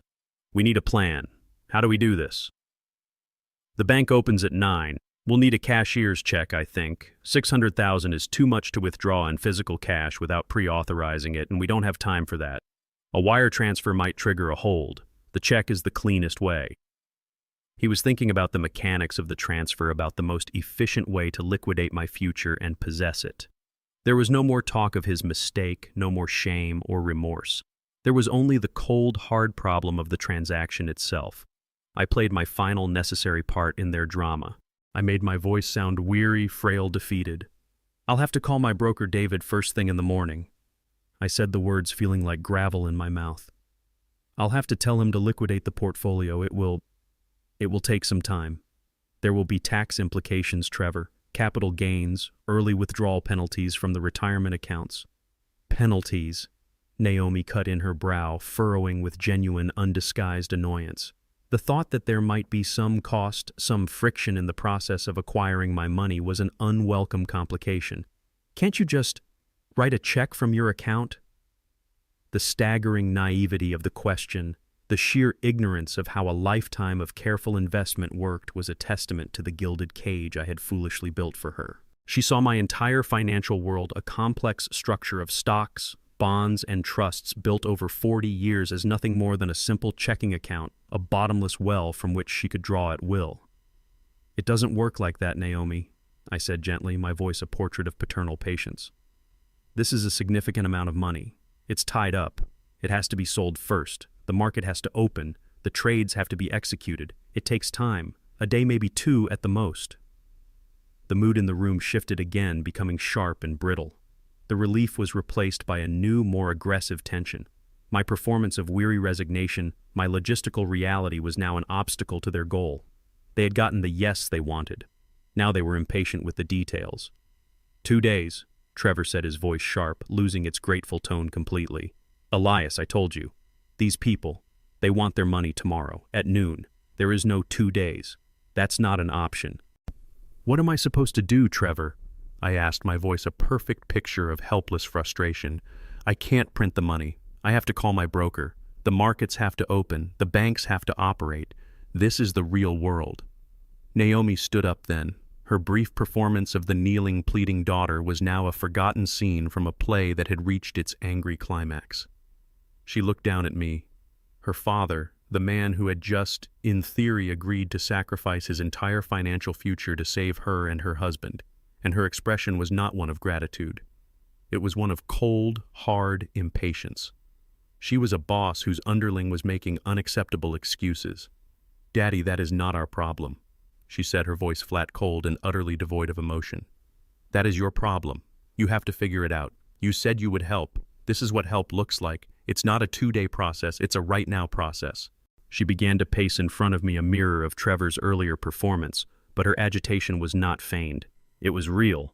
It was the agitation of a spoiled child whose every whim had not been instantly gratified. Call your broker now, she commanded. Wake him up. Tell him it's a life-or-death emergency. Tell him to be at the bank with the paperwork at 9 a.m. sharp. Tell him you'll pay whatever penalties there are. I don't care what you have to do. Get it done. The cruelty of it, the absolute lack of empathy for the monumental sacrifice she was demanding, was a physical blow. But the performance wasn't over. This was the moment I had been waiting for, the moment they would push too far. The moment they would make their demand so explicit, so unreasonable, so monstrously selfish that no one on earth, not a single person in a future jury box, could ever see them as the victims. I looked up at her, my face a carefully constructed mask of a father's pain. Naomi, I said, my voice barely a whisper. Please, try to understand. But she was not speaking to her father anymore. She was speaking to her bank, and her account was overdrawn. She took a step closer, her face contorted with a rage that was terrifying in its purity. She pointed a finger at me, a gesture of such profound, shocking disrespect that it felt as if she had physically struck me. I don't want to hear it, she snapped, her voice rising to a near shout. I don't want to hear about your broker or your penalties or your process. You said you would handle it, so handle it. I need the money tomorrow. Trevor stood up, moving to stand beside her, a silent, menacing pillar of support for her tirade. He was no longer her husband. He was her enforcer. He looked down at me, his eyes as cold and dead as a shark's. And no delays. He added, his voice a low, threatening growl that was meant to be the final, intimidating word. And there it was, the final naked demand. Not a request, but an order. Not a plea for help, but a threat. They were no longer pretending to be victims. They were robbers, and I was the mark. They had stripped away the last thin veneer of family and love, revealing the ugly transactional truth of their relationship with me. The forensic accountant in my mind made a final silent note. The demand, motive, absolute entitlement. The belief that my assets are their property. The crime is no longer the fraud committed against others. It is now an active attempt at extortion against me. I looked up at their faces, flushed with the righteousness of their own greed. I looked at my daughter's finger still pointing at me like a weapon. I looked at the man who had taught her to be this way. And in that moment, in the face of their absolute monstrous selfishness, I felt a profound and terrible peace. The last of my doubts, the last of my fatherly hesitations were burned away in the heat of their cruelty. They had given me the final piece of evidence I needed. They had given me the moral authority to do what had to be done. The father in me was finally truly dead, and the man who was left was simply a witness, a historian, and now a judge. The wheels of the federal justice system grind slowly, but as Charlie had predicted, they grind exceedingly fine. Months passed. The story of my daughter and her husband faded from the headlines, replaced by new scandals, new tragedies. Their case was moving through the labyrinthine corridors of the legal system, a slow, methodical process of pleas and depositions that I no longer had any part in. I had given my testimony. I had provided the truth. My role was over. But the consequences of their actions, I learned, were not confined to a courtroom. They were a poison that was still spreading through the lives of the people they had hurt. I found out the full extent of it during a meeting with Charlie in his office in the early spring. The winter had been long and cold, but the first hints of a thaw were in the air. "The bankruptcy trustee has finished his initial report, Elias," Charlie said, sliding a thin file across his polished mahogany desk. "It's what we expected. After they liquidate everything, the foreclosed house, the repossessed car, whatever pathetic assets they had left, and after the government and the lawyers take their substantial fees, the victims are going to be left with almost nothing." I opened the file. It was a list of the creditors, a long list, but my eyes went to two names near the top: Henderson, Abernathy. "What does almost nothing mean in real terms, Charlie?" I asked, my voice quiet. Charlie sighed a heavy, weary sound. 10 cents on the dollar. Maybe 15 if they're lucky. The Hendersons, they lost nearly $200,000, Elias. Their entire life savings. They're getting a check for $30,000. The Abernathys are in the same boat. They're not just hurt, my friend. They're wiped out. Their golden years, the security they worked their whole lives for. It's gone. Forever. I sat there in the expensive leather chair, the quiet of the high-rise office pressing in on me, and I felt a profound and sickening sense of responsibility. I was not legally responsible. The law was clear on that. My name was not on any of their fraudulent documents. I was a victim too, in a way, of their lies and their betrayal. But the law and a man's conscience are two different jurisdictions, and in the silent, unforgiving courtroom of my own heart, I knew that I was not without blame. Their crime had been committed under the shadow of my good name. They had used my reputation as a key to open the doors to our friend's trust. Trevor Hayes, the charming stranger, would never have gotten in the door. But Trevor Hayes, the son-in-law of Elias Vance, had been welcomed with open arms. And while I had not participated in the crime, I felt the stain of its consequences on my own soul. "I have the money from the sale of the big house," I said, my voice quiet but firm. "It's just sitting in a low-interest account. I don't need it. My pension is more than enough for the simple life I live now." Charlie looked at me, a cautious, wary expression on his face. "What are you thinking, Elias?" "I want to make them whole, Charlie," I said. Charlie sat back, stunned. "What are you talking about, Elias? You can't. The total deficit of the scheme is over $1 million. You can't just pay it all back." "Not all of it," I clarified. "Not the professional investors, the ones who should have known better, but the ones we know, our friends, the Hendersons, the Abernathys, the half-dozen other families from our church, from our old neighborhood, the ones who trusted Trevor because he was married to my daughter." I looked my old friend straight in the eye. "I want you to set up a restitution fund. We will quietly and anonymously, through a third-party trust, pay them back, every last penny they lost." Charlie stood up and began to pace, a gesture I knew meant he was deeply agitated. "Elias, that's insane," he said, his voice sharp with a lawyer's concern. "That's your retirement. That's your security. That's the money you were going to use to travel to enjoy your life. You have no legal obligation to do this. This is not your debt to pay. It is their crime, their punishment." "You're right," I said calmly. "It's not my legal debt, but it is my moral debt. What is security, Charlie? Is it a number in a bank account? Or is it the ability to look at yourself in the mirror in the morning without shame? Is it the ability to face your old friends, to look them in the eye, knowing you did everything in your power to make things right?" I thought of Rose, of her quiet, unshakable integrity. Rose and I built our lives on a foundation of honesty and responsibility. I continued, my voice now a low, passionate whisper. "What good is my retirement if it's spent in a house haunted by the ghosts of the friends we failed to protect? This isn't about the law, Charlie. This is about balancing the ledger, not the financial ledger, the moral one. The Vance name was used to perpetrate a crime, and I will be damned if I don't use the last of the Vance resources to make it right. It's the only way to truly honor her legacy." Charlie stopped pacing. He stood in front of the window looking out at the city, his back to me. He was silent for a long time. When he finally turned around, the lawyer was gone, and only the friend remained. There was a look of profound, weary, and deep respect in his eyes. "You're a better man than I am, Elias Vance," he said quietly. "And Rose, She would have been so damn proud of you." "Then you'll help me do it?" I asked. He gave a single, slow nod. "I'll start drafting the trust documents this afternoon," he said, "anonymously as you requested. We'll make it right." As I left his office and stepped out into the bright spring afternoon, I felt a sense of lightness I had not felt in years. The weight of my daughter's crime, a weight I had not even been fully conscious of carrying, was finally being lifted. I had lost a fortune, the tangible result of a lifetime of hard work. But I was gaining something far more valuable in its place. I was buying back my family's honor. It was the most expensive check I would ever write. But it was the only one that ever truly bought me peace. A year has passed. The wheel of the seasons has turned, bringing another winter, another quiet blanket of snow over the city of Charlotte. But the world, my world, is a different place. I am no longer in the grand empty house that held the ghosts of a life that was.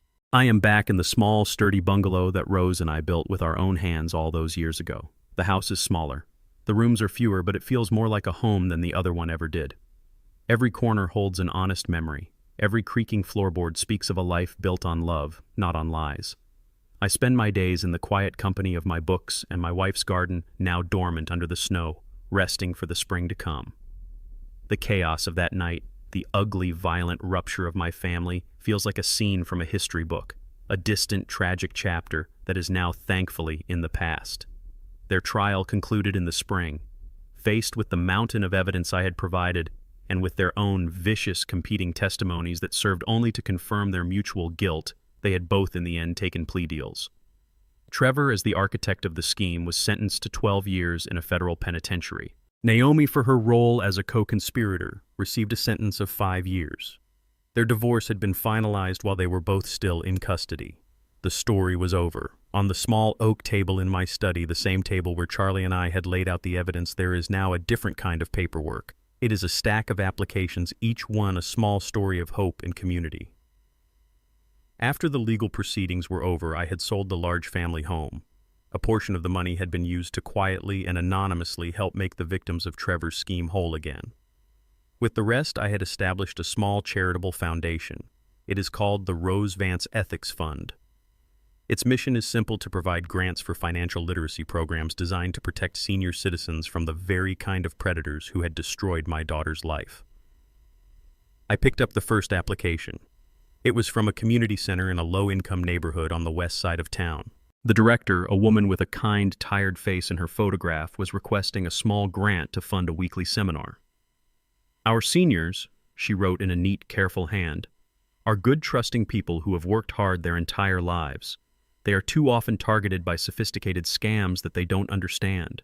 We want to empower them, to give them the tools to recognize the red flags, to ask the right questions, to protect the nest eggs they have fought so hard to build."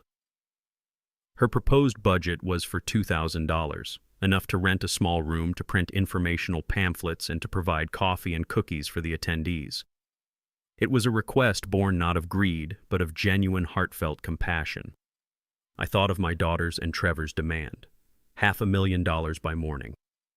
I looked at this application for a few $1,000s that could change the lives of dozens of vulnerable people, and the contrast was so stark it took my breath away. This was the real work. This was the real legacy. I picked up the next application. It was from a retired school teacher who wanted to volunteer his time to create a simple, easy-to-understand website that would explain common financial scams in plain language. He wasn't asking for a salary, he was just asking for enough to cover the web hosting and design costs. "If I can prevent just one person from losing their life savings to a predator," he wrote, "then my retirement will have had a purpose." Purpose. That was the word. For the first time in a long, long time, I felt a sense of my own. My life was no longer defined by the failures of the past, but by the possibilities of the future. I had lost a daughter, a loss that would forever be a quiet ache in my heart. But I had found something else, a new family in a way. A family of decent, hard-working people who, like Rose, believed in the simple, powerful idea of helping others. I took out a fresh sheet of paper and my old fountain pen. I began to draft the approval letters. With each word I wrote, I felt the last of the shadows recede. I was no longer Elias Vance, the grieving father of a criminal. I was Elias Vance, the widower of Rose Vance and the proud administrator of her final, most important legacy. The house was quiet, the garden was resting, and my work, the real work, was just beginning. The sun is setting now, casting a long, warm, golden light across the garden. The air is cool and smells of damp earth and the sweet, spicy scent of Rose's heirloom flowers. I have the approved applications in a neat stack on the table in front of me, ready to be mailed in the morning. Each one represents a small act of defiance against the darkness, a small flicker of light in a world that can often seem overwhelmingly cynical. I find myself thinking about the word duty. For most of my life, I believed my duty as a father was to provide a safety net for my child, a soft place to land. I thought love meant protecting her from the world, from hardship, from the consequences of her own mistakes. I was the rock, the steady foundation she could always return to no matter what. But I was wrong. I was so profoundly, devastatingly wrong. Over the years, my safety net, woven with love and good intentions, had slowly, imperceptibly transformed. It was no longer a tool for her protection, it was a tool for her enablement. It didn't just catch her when she fell, it prevented her from ever learning how to stand on her own, and in the end, it became a trap, a comfortable hammock where she could lie and dream while her husband used its ropes to strangle the futures of good, decent people. The hardest thing I ever had to do was not to uncover their crime, but to accept my role in it. My silence, my generosity, my unconditional financial support. It had all been the fertile soil in which their greed was allowed to grow. And I realized then that my true duty was not to protect my daughter from the fall that was coming. My duty was to be the one to cut the ropes. It was not an act of revenge. It was an act of love. A terrible, painful, and necessary kind of love. The kind of love that is willing to cause a deep, clean wound in the desperate hope that it might one day heal properly, rather than allowing a secret sickness to fester and rot from within. I had to become the instrument of her downfall, so she might finally have a chance to find her own moral footing, to start building a life on the hard, firm ground of reality. For much of my life, I believed a father's love was a safety net designed to catch a child when they fall. I learned in the most painful way that a safety net, when used to enable a crime, is not an act of love, but an act of complicity. True love is not protecting your children from the consequences they have earned. It is loving them enough to ensure they face them. I had to disappear, so my daughter might one day have a chance to find herself, not in wealth, but in accountability. What about you? What would you have done in my shoes? Was my choice too severe, or was it the only one left? I'd really love to hear your thoughts, so please share them in the comments below. If this story resonated with you, you can show your support by liking the video and subscribing to the channel for more stories like this one. Thank you for listening.